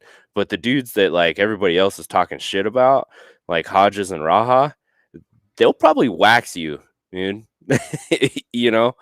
Like they are not your typical freestyle riders. And you can see that how they're riding in this Red Bull Imagination too. They're railing berms and like carrying a bunch of speed, where a lot of the normal freestyle guys are like just straight, dude. All their lines are straight. And you can tell the difference. Like if you break down the different riding styles, you can see it. Same with Josh Hill, dude. I mean, Can't forget about that dude. He's turning into a little Sipes without the hill climbs and the flat track, man. That dude will do anything with a motorcycle. Mm-hmm. So, yeah, I don't know. I'm on a soapbox tonight, man. Well, no, it's. I mean, you're on it. Like, I think it's the point is just that this imagination stuff is way more than a bunch of like wannabe dirt bike riders out there doing backflips. It's legitimately cool, Yeah. neat, awesome, well put together, wholesome event to see a bunch of guys and girls, Yeah. just Vicky at least, and then that the young kid. What was his name? I can't remember his name. I Shit. hear it all the time. Yeah, I forgot. He's always running around with Maeda and Twitch and those guys, but I can't Yeah, remember his name. but the young kid that was out there, he was out there. He got to do some neat stuff, got some exposure, and to hang out He's a with little probably ripper his too. idols. Oh yeah, it's a. If you look at the whole thing from the outside in and address it for all the things that it is, it's an awesome event, and it is more than just a freestyle competition where guys get medals for doing more backflips. So much oh more yeah, than that, and you oh have yeah. to look at it like that. Well, plus those jumps are absolutely insane. And Yeah, I was that waiting was for one one of of my them. favorite bits from today. Was it Raha or Behrman was sitting there and they were like he was sitting there talking with Sipes. They were both on the bikes geared up, like kind of on the course at the same time. And one was sitting at the top of one jump and the other one was sitting at the top of one jump. And one of them was like, how far is this jump? How far is this jump? And he was like, oh, it's the difference between like 90, 93, 95. We're talking like 2 foot difference between some of the gaps on these. Yeah, And at the end, Sipes was just like, I don't know. They're all yeah, fucking gnarly. Like I don't. If yeah. you're talking about the difference between 90, 93, 95, and 93 and 90, like I don't know what to tell you, man. And I busted out laughing Sipes because just goes, "Do I need to be in third gear pinned, yeah, third gear 3/4? Like, yeah, it was help me just out here." it was Did you a get to where he legitimately yard sailed it, honest. Yeah, I where have he it paused stepped like right over? after that because that's the part I remember hearing Anton talk about in the Swap Moto Live podcast after it was done, where he was talking about. I mean, he's straight up said it that he went down, and at the end of the day, they were kind of what's gonna is he gonna come back out because his wife was there and was like, why? What the Oh, fuck she are you was doing? shaking, man. Yeah, Yeah. and then he just Sipes comes out the next day and was like, nah, I'm still fucking riding. And then he hit that transfer. He Yeah. was one of the first ones to hit that transfer. That was pretty cool. The bourbon drop in or whatever they were calling it. I think he Mm-hmm. named it the bourbon drop in after Kentucky. Kentucky. Yeah. He's like, hey, I think I can do this. Beerman's like, I didn't build it that way, but okay. That's what we're here for, Yeah. Yeah. Yeah. I just thought it was cool that they gave all I didn't even think about it. That's, oh okay dub Oh, the little transfer section. oh With yeah. the whole thing with K Dub inspiration there with all the transfers. I thought that was really cool too. Oh yeah. We gave him a call Yeah. out. Yeah, definitely. That's another unsung hero of moto, man. People don't realize like that dude's on a bulldozer somewhere in the country, probably right now, either working on or building another track. And Yeah. like to go from X racer to just especially in the amateur like Minios and Lorettas and stuff like that, like you can show up and see that dude on a tractor, bro. Mm-hmm. Just pushing dirt, dude, making it better for the next kid, you know. That shit's awesome, man. Like giving back. But we're starting to run out of time, man. You want to jump into some of the supercross and motocross stuff that we've heard? Oh Like yeah. Mookie is running a full season because Husqvarna was like, you're not getting a factory deal unless you run outdoors like everybody else Mm-hmm. should. And then Yeah. on the I'm flip side, pumped Roxon's to running see that. supercross only. Who? Mooskin. Roxon. What? That's the new rumor. Roxon's supercross only for next year. Oh, it's a rumors for so far. So far. Oh, I hadn't even heard of that yet. Oh man. Yeah, we got Mooskin as supercross only. Uh Unfortunately, my greatest fear, Aaron Plessinger going orange, is pretty much confirmed. We'll have a consolation party for you. It'll be okay. I know. I'm getting my couch cross stuff all set up, man. I had to try it out today. Sitting in the bar stool for like 3 or 4 hours is not my deal, It's not dude. good for your back or your ass. No, no, I don't even do it like recreationally, like hang out at bars and stuff. So I definitely don't want to do it for a full supercross race. Yeah. But I figured we'd throw together some of those, so I got to get my stuff set up. It's coming time, man. What else do we have? Michael Lindsay's team's folded. Mm-hmm. Not sure off the top of my head where Cody Schock goes. Rumors that he might go to Phoenix Racing Honda, but they still have Kyle Peters and what's the other I kid? think wasn't rumor that HRC also. Mumford was going Phoenix, and then maybe Shock was going PC.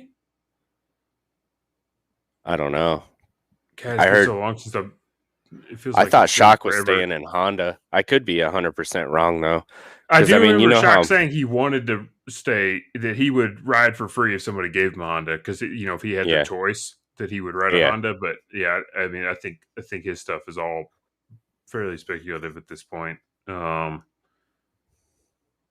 yeah, yeah, we'll have to see. And then obviously, well, I mean, I guess Friday is the first, or yeah, Friday, Thursday.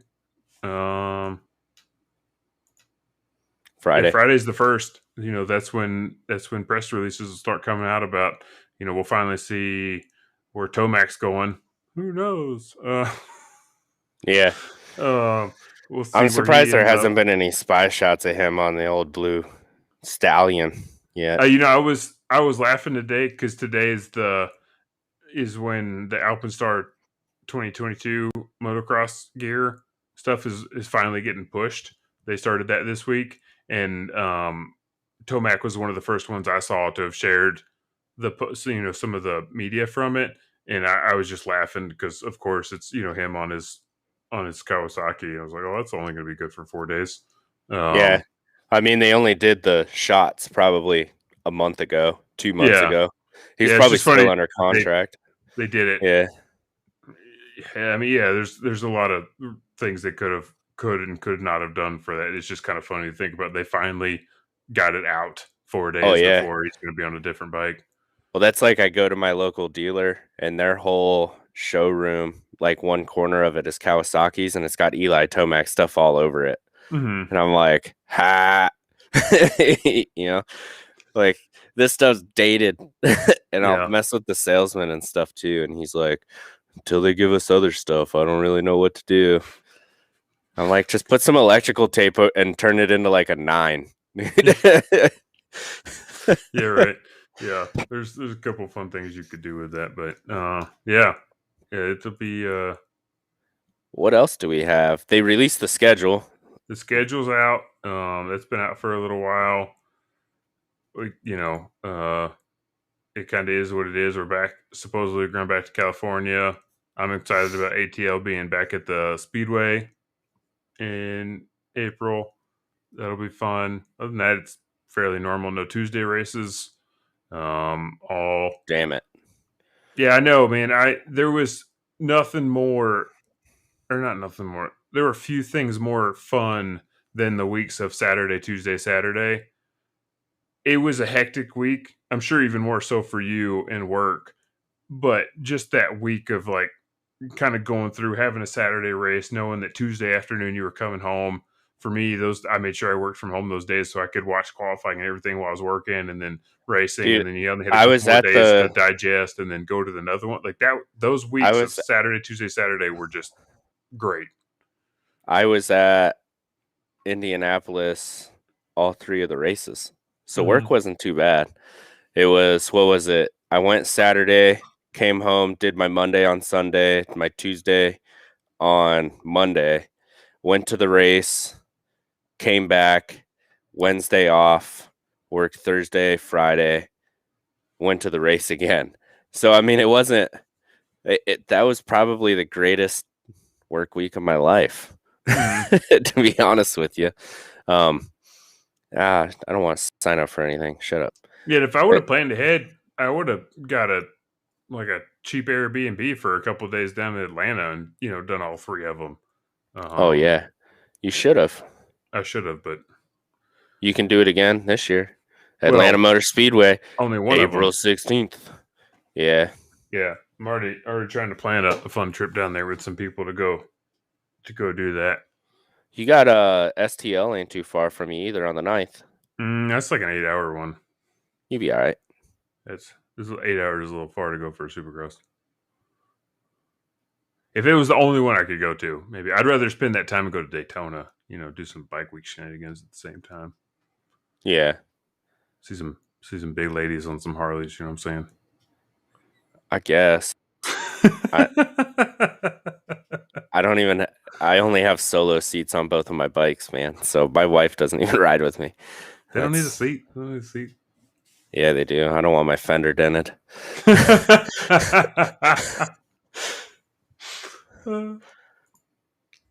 No, I don't even know. But the first 6 weeks is weird, man.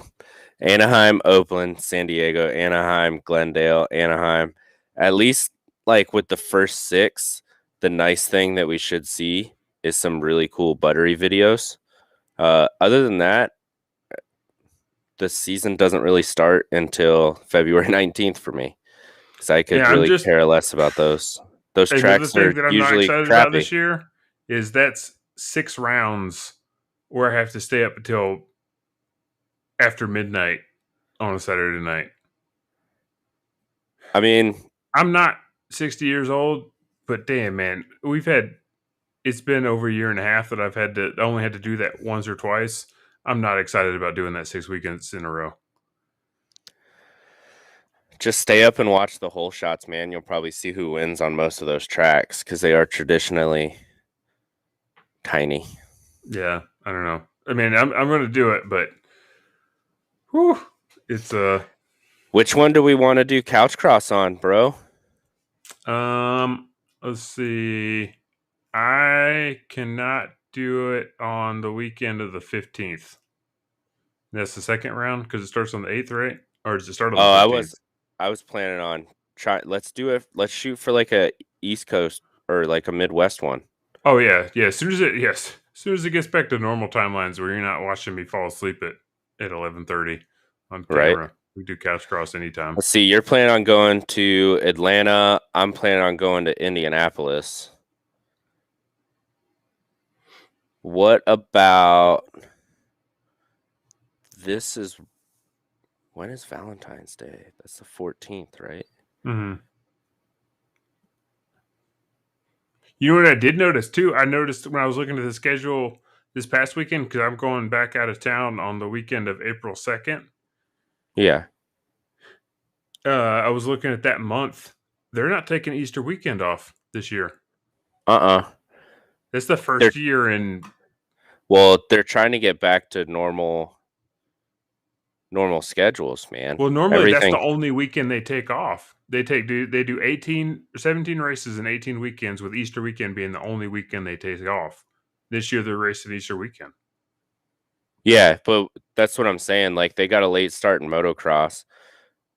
They're not really getting a late start here, but I'd imagine they're trying to get back to finishing around this time so that the guys can have some time off before the motocross season starts. Do they end up are they taking any weekends off, or is it 17 straight? It looks pretty straight to me. Let's pull it up. Let me pull this up one more time. Yeah, it looks pretty straight across for me. Let's shoot for, what about the 26th of February, Arlington? 7.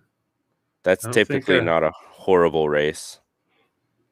Yeah, that's a Central Time, hour behind. Starts at 6 or 7? something. Yeah. Or 7. We could try for that one. Yeah, I was thinking or that we could one. Do Detroit or Daytona, even if I don't go to Daytona. Yeah, I was thinking one of these. Either way, it's kind of nice now because we can just do couch cross straight in the Discord, man. Mm-hmm.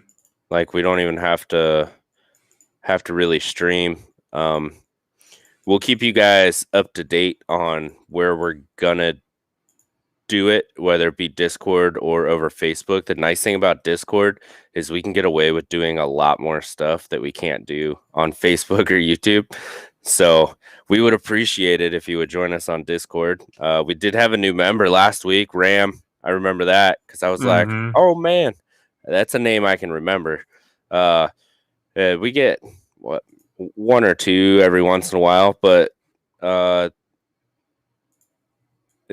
don't know about the first 6 rounds, how late I'll stay up. I am an old man, and GNCC starts in February too. So, the nice thing about the Supercross time is that I can watch GNCC in the afternoon and then flip it right over to Supercross. But roll them into each other. Yeah, so I'm for sure down for the Daytona, Detroit. Shit, I'm down for all of them. So Daytona, Detroit, we got Foxborough, Mass, which I'd imagine Jesse and his crew will probably be heading to Foxborough. That's the closest one to them. Yeah. Foxborough. Yeah. Oh, yeah. And we all know either Dylan Ferrandis or Eli Tomac are going to have it wrapped up in Denver. Somebody on a blue bike is going to win the championship on April 30th, Denver, Colorado. Ooh, look at that. Calling it a blue bike outright. Yeah, I mean, it makes sense. Blue bike. Not any blue bike, but he's saying there's a 100% chance 2 of the blue bikes, one of the 2 blue, or yeah, out of all the blue bikes, what is there? There's 450 guys. No, Tristan's on that. 3 Yamaha 450 guys. Dylan, Eli. Shit, I'm blanking. Well, if you think about it, Nichols and Nichols and Cooper, they're still on 250s, yeah? Yeah. And they'll probably race opposite coasts. They both have a great chance at winning the championship this year in Supercross.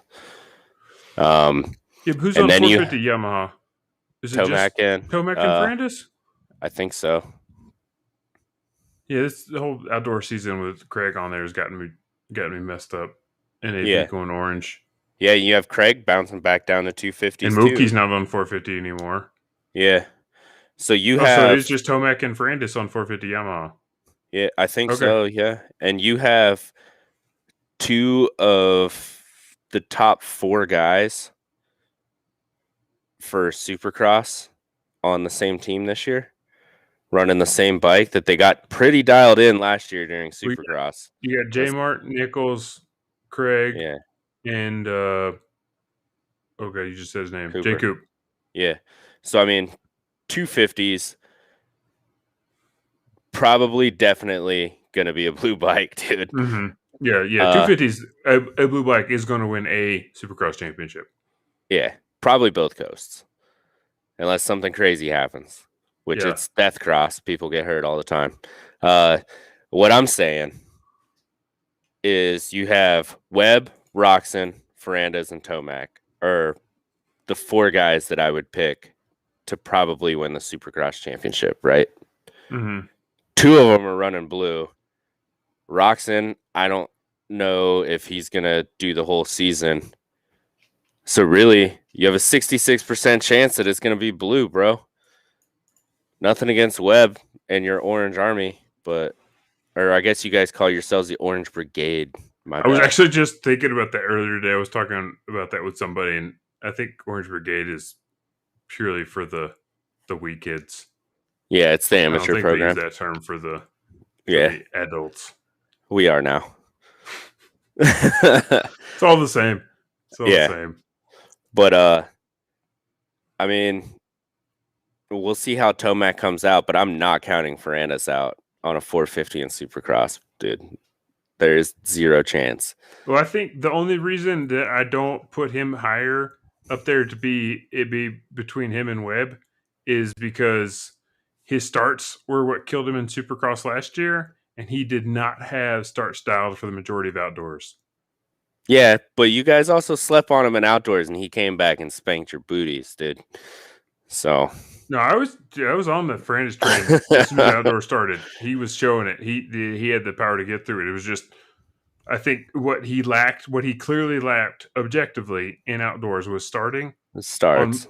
on most of those 24 motos, and that's what killed him in Supercross. Was his starts fucked him up. Yeah, He didn't have the greatest starts, and he had to go through. And even on the ones that he did, he had some weird issues and fell back and had to work back up through it. But I think unless he gets the starts figured out, that's going to be his biggest thing for well, Supercross. Other than that, he's clearly got everything else it takes. he only has to start against half the field that's at a motocross. So he's already got half of them beat, dude. Yeah, yeah, And he's starting on a he's got gate. that, but he's got to get around. He's got to get around everybody else like he did in Supercross last year. I don't know. Yeah, I mean, he didn't do a bad job on his rookie debut on a 450. Plus, you have to remember, I'm pretty sure he ran a couple 450 races over in Europe, so he's not unfamiliar He's far with the from an age platform. rookie. Yeah, Far from an age rookie. Only yeah, a rookie by class definitions. yeah. So it's I don't know. I I'm gonna say that a blue bike's gonna take I think they're gonna take at least 2 of the 3 titles, the very least. I think that's a safe claim. And I'm not saying both 250 titles. I think I J don't Mart think will probably Cowie. I get don't hurt think again. Green's taken any of them. Maybe 250 if Forkner gets his shit right, man. He's gonna have to figure it And out. don't sleep on Joe. That dude woke up. I think Joe's gonna win some races this year. I don't think he's championship. Dude, he's been super consistent though. All it Yeah, takes is J Mart or Coop to get hurt, and Joe will probably be right there. I would well, that's what I imagine said. If we those go 3 are back going to to how run that. many Yamaha guys there are, there's going to be There's 2 of them. 4. We'll say Yeah. at least 2 in each championship, right? Yeah. I think whoever's not in first is going to be second or third. Yeah. And I don't put. Yeah, if J Mart gets hurt again, then you've got either Nichols or Jay Coop, also in the same one. I think Shimoda can easily be a top 3. I just don't know if he's got it every weekend. Because even outdoors, he said, admittedly, I suck at starts. Yeah. But he knows that, and I bet you he's working on him right now while we're talking, dude. I hope so. But I'm also honestly just blown away by the guys that say they suck at starts and can't get better at starts. Yeah. I don't know. I understand you got to work on your endurance and stuff like that. But for me, as an outside-ish guy, obviously not doing it every weekend, if you suck at starts, go fucking figure out your starts. Like 30 minutes every day with a risk racing practice gate, bro. Yeah, quit all you doing need. 30 plus 2s over and over and over and over again every day. Go fucking do your starts until you figure out your starts. Oh, Get your that's starts one figured thing. out, and then go do your motos. That's one thing that I was going to bring up about Stu Baylor's training program. Guess what he does for training? He does motos, but guess for how long? I imagine it's got to be for a long ass time. He said his average moto is an hour and 15 minutes long, as fast as he can go on the track at his local place during practice. That's the way to do it, man. Hour and 15 minutes, dude. And he said that's average before they say that he has to stop, like, so that they can water or groom the track, because there's other people riding at the same time. He's like, I'd go longer. He's like, I'd do a 3-hour moto if they would let me. That's insane, though. But yes, I completely agree with you. Joe needs to dial in his starts, but I have faith in Joe, dude. I think he's gonna. So far, everything he said that he had to work on, he's done it, and he's gotten better at it. He's gotten better, and then too, Mitch is one of those guys that's gonna fucking hold you accountable. Oh, 100%.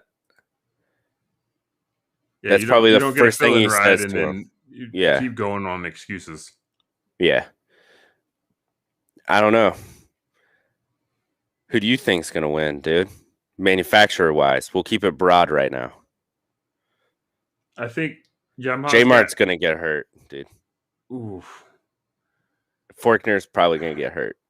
Fortner screams getting hurt before J-Mart does, which is Him and the saying something. DMXS radio show though made me kind of like him a little more. I'm still gonna talk mad shit, but Fortner, like, yeah, I but it made I me kind of respect get him a that, little but I more. think that's because That was a good interview, I dude. think David Iser is just really fucking a nice person. I think he's way nicer Could than be. any other interviewee or interviewer in the sport is to these guys because Yeah. he cares. And listening to that Fortner one is one of the ones where I kind of feel like an asshole because I'm like, shit. Yeah.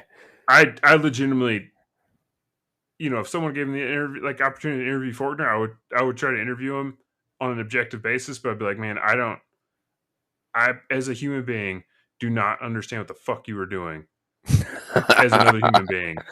Like Yeah. you don't if you just look me in the eyes and I think I can believe you telling me that you do not care what other people think, more power to you, bro. I get it. I think that's a thing that everybody needs to go through to their life, but there's like to a point where I think that bleeds into your work.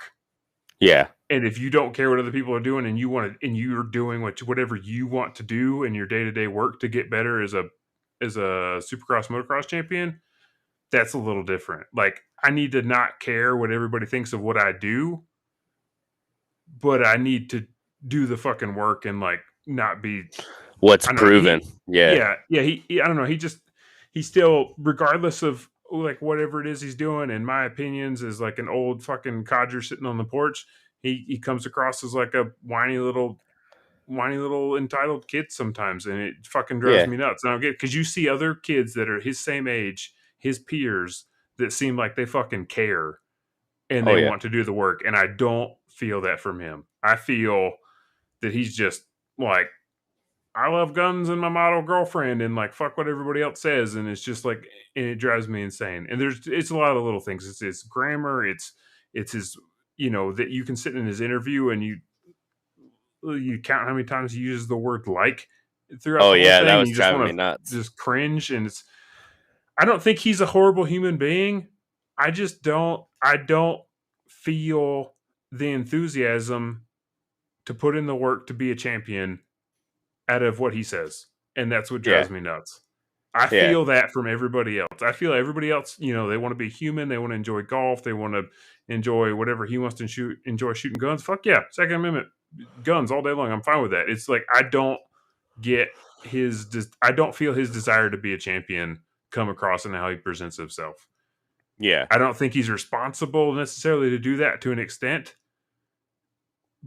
but he's not putting the results out on the track to make me feel it. So he's kind of got to put it out another way. And if you're not putting it out on the track or you're not putting that out in person, then how am I supposed to take it? That do you want to be a champion? I don't know. Yeah. And that's where I'm at. That's where I'm at with him. But like, yeah, like to your point though, the DMXS one, like it reminds you that he's still a human. He's still a kid. Yeah, and he's still a kid. But yeah, Yeah. I just don't see him putting it together and winning a championship this year, which is sad because he's clearly got skill to be fast as shit. That's what I'm saying. If you look at Talent nature wise. versus nurture thing, Yeah. he's got the nature. The kid's got the ability to be fast as shit, but something's not clicking in his head for him to be able to put it together. You can't. There Yeah. is technically a chance that by this point in time, there's a lot of bad luck playing in his part, but also after this amount of years, it starts to lean more towards there's something else going wrong, and it's not just Yeah. bad luck, because the chance that all of these incidents he's had over these past years are because of bad luck are getting pretty slim. Talent wise, all I'm saying is talent wise, you can't count him out, dude. Yeah. All it takes is one time of not eating a double and breaking his collarbone, and that dude's in the hunt, man. Mm-hmm. Oh yeah, no, same with J-Mart. Yeah. He's got it. I think he's one of the. I would reluctantly cheer for him as just like a holy shit, man. I'm so glad you got this together, because I think if he were able to put a whole championship together, that hopefully would be, it flips his life around, man. Yes, it would just the things it could do for his confidence could make him even worse. Yeah, there's a flip side to both sides. It could, man. it could make it worse, but I would like to think, the positive that he'd be able to just take this, be like, holy shit, this is what I needed, you know, to Yeah, to get through it. But I don't know, we'll see. But I think J-Mart's got a better chance of finishing the season. I see J-Mart's incidents as being an absolute freak, like being more of the freak of nature type those were thing at just this point in time. racing deals at that point, man. Like Yeah, both of them for both brothers. It's just bad luck, man. That's yeah. that's stuff that you hope doesn't happen on the racetrack, but it could, and But I it think does. out of Nichols, J. I don't Coop, see. J-Mart, I see Nichols being a top and five Craig, guy. I see Nichols and J-Mart being the champions over Nichols? J. Coop. Yeah, something about Nichols last year. I don't. I See, I just. had It's Craig a and J feeling. Mart, dude. It's a feeling over Craig and J. Coop for Nichols. I I think J had Mart's like pretty. We could. I think almost everybody could objectively put J Mart in top 2 out of 4 of those. yeah, For as me, long it's as he more of stays a healthy. yeah. I get Nichols. Just something about Nichols, and I don't know. I got a Coop's feeling faster than him, but Coop Nichols. makes kind of stupid mistakes too. Yeah, Craig's faster than him, but I Craig put seems Nichols on the to, consistency train. yeah, he's consistently around the top five, I think, if I Yeah, remember right. But sometimes that's all it takes, man. You can win championships without winning races. It just helps yeah. a hell of a lot more if you do win And I them, think with the you know? competition that they're going to have next year with Shimoda, both the Lawrence brothers, and a few of those other guys up there on each coast, I think Nichols having the ability to not get disturbed on some weekends and just be Yeah. consistent. Yeah. Um, Jet I mean, has not be Coop's the number, fastest guy man. every weekend, but he could consistently do what he needs to do to be up there. Uh, Yeah. yeah, that's my feeling on Nichols. That's where I'm coming from, putting him up there. I see it. I see it. I don't But know. also the Supercross stuff, it does pay to win more races in Supercross with the half series. Oh, yeah. Yeah. I mean, let's be honest. Half the gates, half the series, half the races. Well, shit, a quarter of the races for the 250 guys. I Hmm. guess it's just half as good as motocross, bro. I don't know what else to say. It's just Yeah. simple math, man. I don't know. I don't even know where to begin with Jet, though. Eh, He looked pretty good last year, but some weeks he didn't look good at all. And I'm gonna put him in the top 3 though, whichever coast he chooses, and I'll put Hunter probably in the top 5, a silent top 5, dude. Hunter, yeah, Hunter's top 5 for sure. I'll put Jet in the top 3. Stupid fast, tons of skill, but I don't know if he's got what it takes to beat the Yamaha guys. I That's the think biggest Jets thing is either a top 2 or 5 or worse because his Supercross for to the me is season. because his Supercross is he's either going to be able to put gnarly nights back to back to back together, or he's gonna do something stupid and it's gonna take him out. Like a lot of Like I up and think, down type stuff. yeah, I think the competition is going to be so tight in the top 5 or tight enough in the top 5. It's not going to be the top 5 separated by 10 points.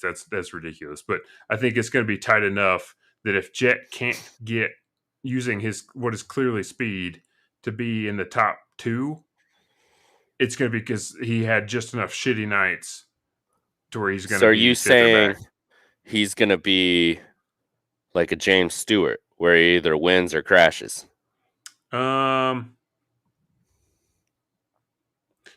the same idea, but not the same. No. Oh, so you're saying he doesn't crash himself out of the race, just out of like the top 10? Oh no. In that case, yes, he crashes himself out of the race or out of the top 10, but the Stewart speed isn't there to where it's not like No. holy shit. Yeah. Like It's it also could be a the same kind of idea of the dichotomy between yeah. best and worst, but the best isn't the same as Stewart's best. Yeah. No, that's not what I'm saying at all. At least not yet. That's I mean, let's be honest, trying to compare that era with the era that we're in now is like saying who's better, Michael Jordan or LeBron James. They Mm-hmm. both play 100% different games. They just happen to play the same game by the same name, but they're played way different. You know, the two-stroke era versus the four-stroke era is the same way for us.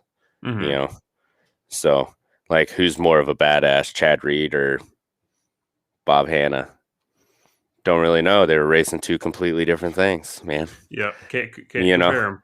yeah. So it's I don't know. I definitely see that though too, where I think he might be starting to get into his own head, where he knows he's good. He knows he's got the speed to be in the front. It's just a matter of putting it there. And we saw Mm-hmm. it that last race in moto. We saw it, man. We That saw it. was that was what everybody was waiting to see. Is this going to happen? And it happened. I mean, kudos to him though. He didn't give up and he still got it done. Mm-hmm. But holy shit, dude. Yeah, he didn't get lucky because he put in the work the rest of the season, and J. Coop fucked up enough to where his margin that he had to cover on the last race was small. But yeah, it's that point of he was showing that he was in his head or something wasn't right because you don't make those mistakes over and over and over again on a normal day. Oh yeah. And did you see what is it? Shane McElrath and most likely Max Anstey are going to Rocky Mountain KTM.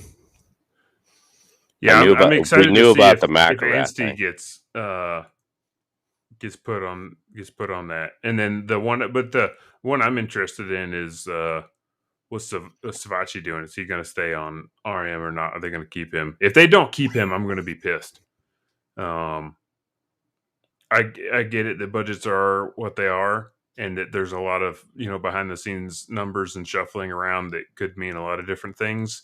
But getting rid of Anstey or getting rid of Savachi and bringing on McElrath is just kind of on the surface seems dumb. But like I said, Well, their they got budget rid could of be a lot Bogle too. lower. Well, Bogle kicked ass for Bogle this year. But yeah, if Yeah, they but get Bogle to McElrath is about even in my book. mm, They're both a 10 to 15 rider. that one's a little bit more complicated for me, but I can't Only disagree. Bogle has 1,000% more style because he'll throw And no Bogle footers has and can-cans. And2 years of recent events that McElrath doesn't have. yeah, Which is the thing that kills me the most is like potential. Yeah, McElrath, the couple races he did last year, he came out and won a heat race out of fucking nowhere right on his first race back. Cool, but he also hasn't raced a full 2 years of events like Bogle has, or almost 2 full years of events like Bogle has. So it's. But then that's where I was getting into that. It's I don't know what their budget is. I don't. Maybe their budget's hella cut and they can only afford McElrath this year, and that's that. Cool. I'm glad for them. I wish that was more of a public conversation where they were like, we didn't get rid of Joey because he sucks ass, but also they have to be able to say it like, well, we couldn't afford Joey, but we could afford Shane without saying I making it think sound like it they're was only a 1-year deal anyway. well, yeah, but that's my point is like there's got to be a political like a nice way, a PC way we'll call it, if of saying I heard Joey. Shane doesn't have 2 years of Yeah, measurable, decent results like Savachi and Bogle did. Savachis are clearly pretty fucking good for our team. yeah, But for but I some reason, we're getting rid of Savachi and bringing in Shane. Like, there's got to be a way of towing that line of saying, well, we're they're getting rid of Savachi because we can't afford him no, without they're making bringing it in look like we're getting rid of Savachi because he sucks, which is not the case. Max and Savachi are almost a straight swap. McElrath and Bogle are almost a straight swap. But I heard be on the lookout for Savachi to be on a factory team next year too. Oh no, and see, and that's where it all kind of depends on, well, does Savachi go and have to find a worse ride, or I don't does think Savachi so. get an upgrade? If Savachi gets an upgrade, then nobody cares, right? Because it's Yeah, like, well, we got rid of Savachi. Savachi got an upgrade. That's cool. Who can we bring in for the I money. heard it was an upgrade, not like under the big tent factory, but an upgrade. Yeah. Yeah, And and then that's where the difference would come in. I wouldn't want to. What I don't want to see is I don't want to see Joey lose that ride and have to find a potentially worse ride, and then pick up Shane. Yeah. Without knowing. Well, Shane was brought in Why. for Bogle because Bogle reportedly is a little worried about how many concussions he's had. I mean, that's reasonable. Yeah. But And also at the he same was kind time, of that's kind of the thing wishy-washy. where Bogle's got 2 recent years of reportable Yeah. results that McElrath doesn't have. But that's what I'm saying. Like, you get McElrath, who he is a good rider. Oh yeah, Shane's got skills. At He a wouldn't have been signed to TLD and stayed on TLD or KTM Yeah. for so long if he didn't have skill. But that's almost with him being gone for 2 years, but he's been riding at Club MX the whole time. You get him at a premium because Bogle is pretty sure he's going to step away or not run a full season.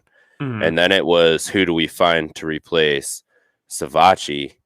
And you have Ansi or Max, I can never say his last name right, who wants to get off the Suzuki, so you can get him at a good price. And now you're really just trading an 8 to 13 place guy between Savachi and Max. Mhm. You get what I'm saying? Oh Like, yeah, no, it's I not. follow you.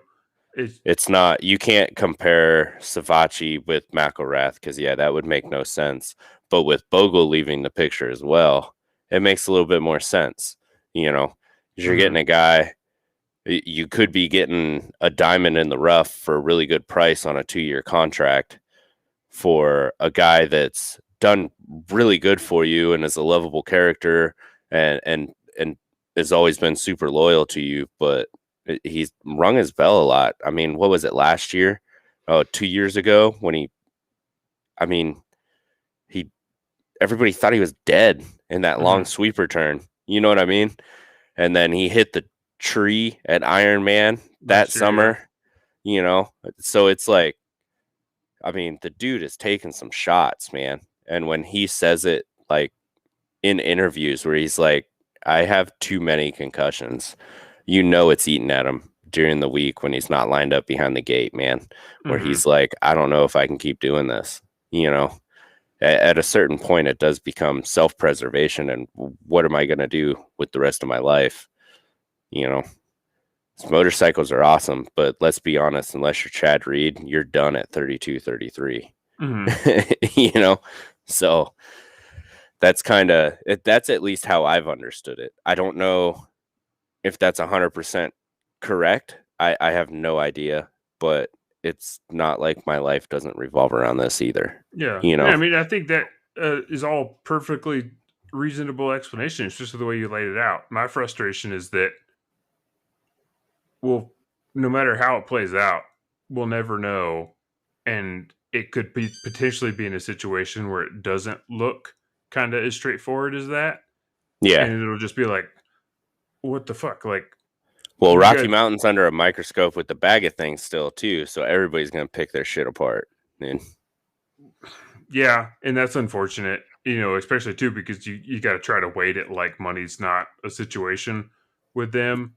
But it's always a situation. When it comes to look like even more of a situation, right?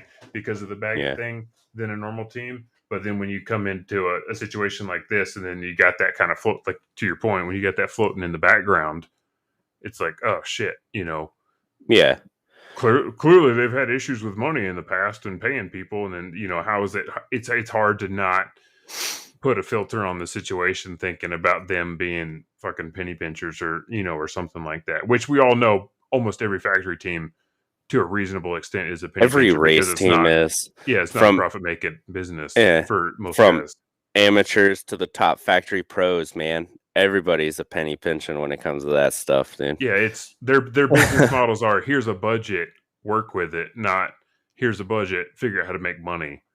Yeah. It's because they effectively don't make money any more than paying the people that they got to pay. Oh, yeah. But, yeah, I don't know. That's very true. I don't really have anything else, man. What about you? Anything jumping out? No, we got. We still What got a feels like little it's going to bit be a of long off season. yeah. I'm sure we'll come up with something. Yeah, GNCC's not over with. Clearly, MotoGP's Nah. not over with. MXGP's not over with. Whatever that series is, I don't. Oh yeah. But yeah. We'll be back. We'll be back. There's plenty more stuff to talk about. We'll come back with some fun activities to cover. Oh yeah. I gotta go put my kids to bed, man. I was kind of gone all weekend. Oh yeah, I feel you. It's about my bedtime. I was gone all weekend. Yeah, they weren't happy. But in any regard, let's run down the stuff here real quick. Close the chat.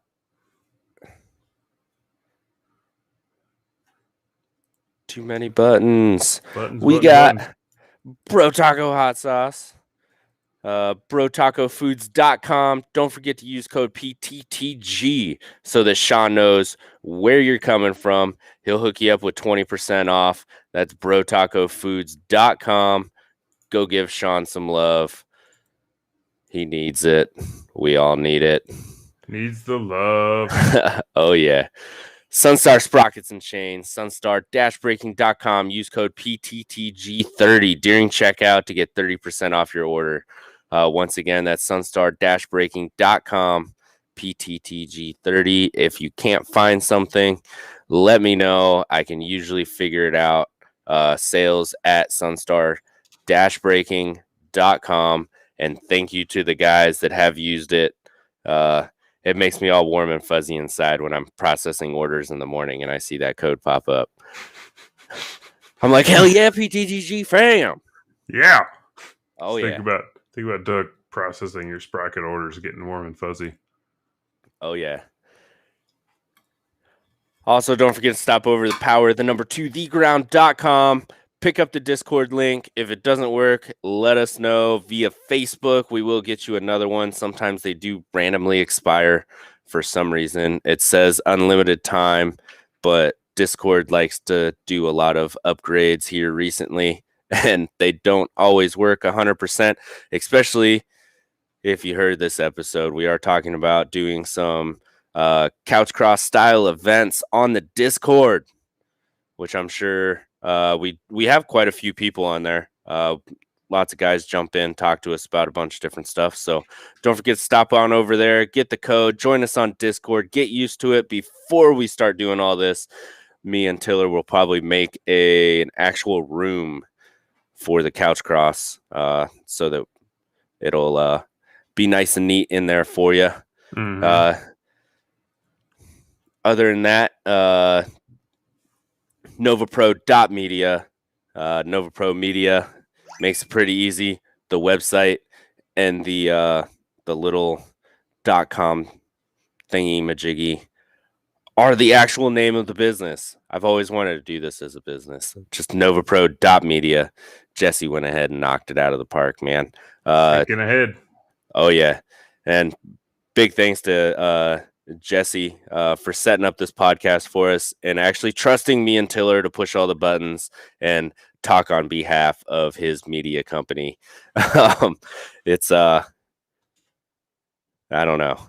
I don't know if I would trust me to do that, but he did. You're clearly a trustworthy looking guy. Yeah. I don't know what your worry is. Yeah, no idea. So big shout out to those guys. Hit them up. They recently just did a full live broadcast of a regional 5K race over there. I stopped in and checked it out. Tried to talk some shit to Jesse like I do on the show, and he wasn't having it on that. So it's it's all out of love though. Just trying to support the buddy and what he's doing. So stop over there at NovaPro.media. Hit up Jesse and he'll hook you up with all your media needs. Other than that, that's all I got. It was a long show, man. 2 hours and 15 minutes. Well, we skipped a weekend, you know? Yeah. And there was a lot that happened this weekend. Yeah. Got the Imagination videos dropping, GNCC happening, Motocross of Nations. A lot of news came out like on the back end for Supercross, Motocross stuff. So Motocross of some nations. Yeah. Yeah. Yeah. I guess. But it's yeah, other than that, that's all I got, guys. So we'll catch up with you guys a little bit later. Hopefully we have some more stuff to go over next week.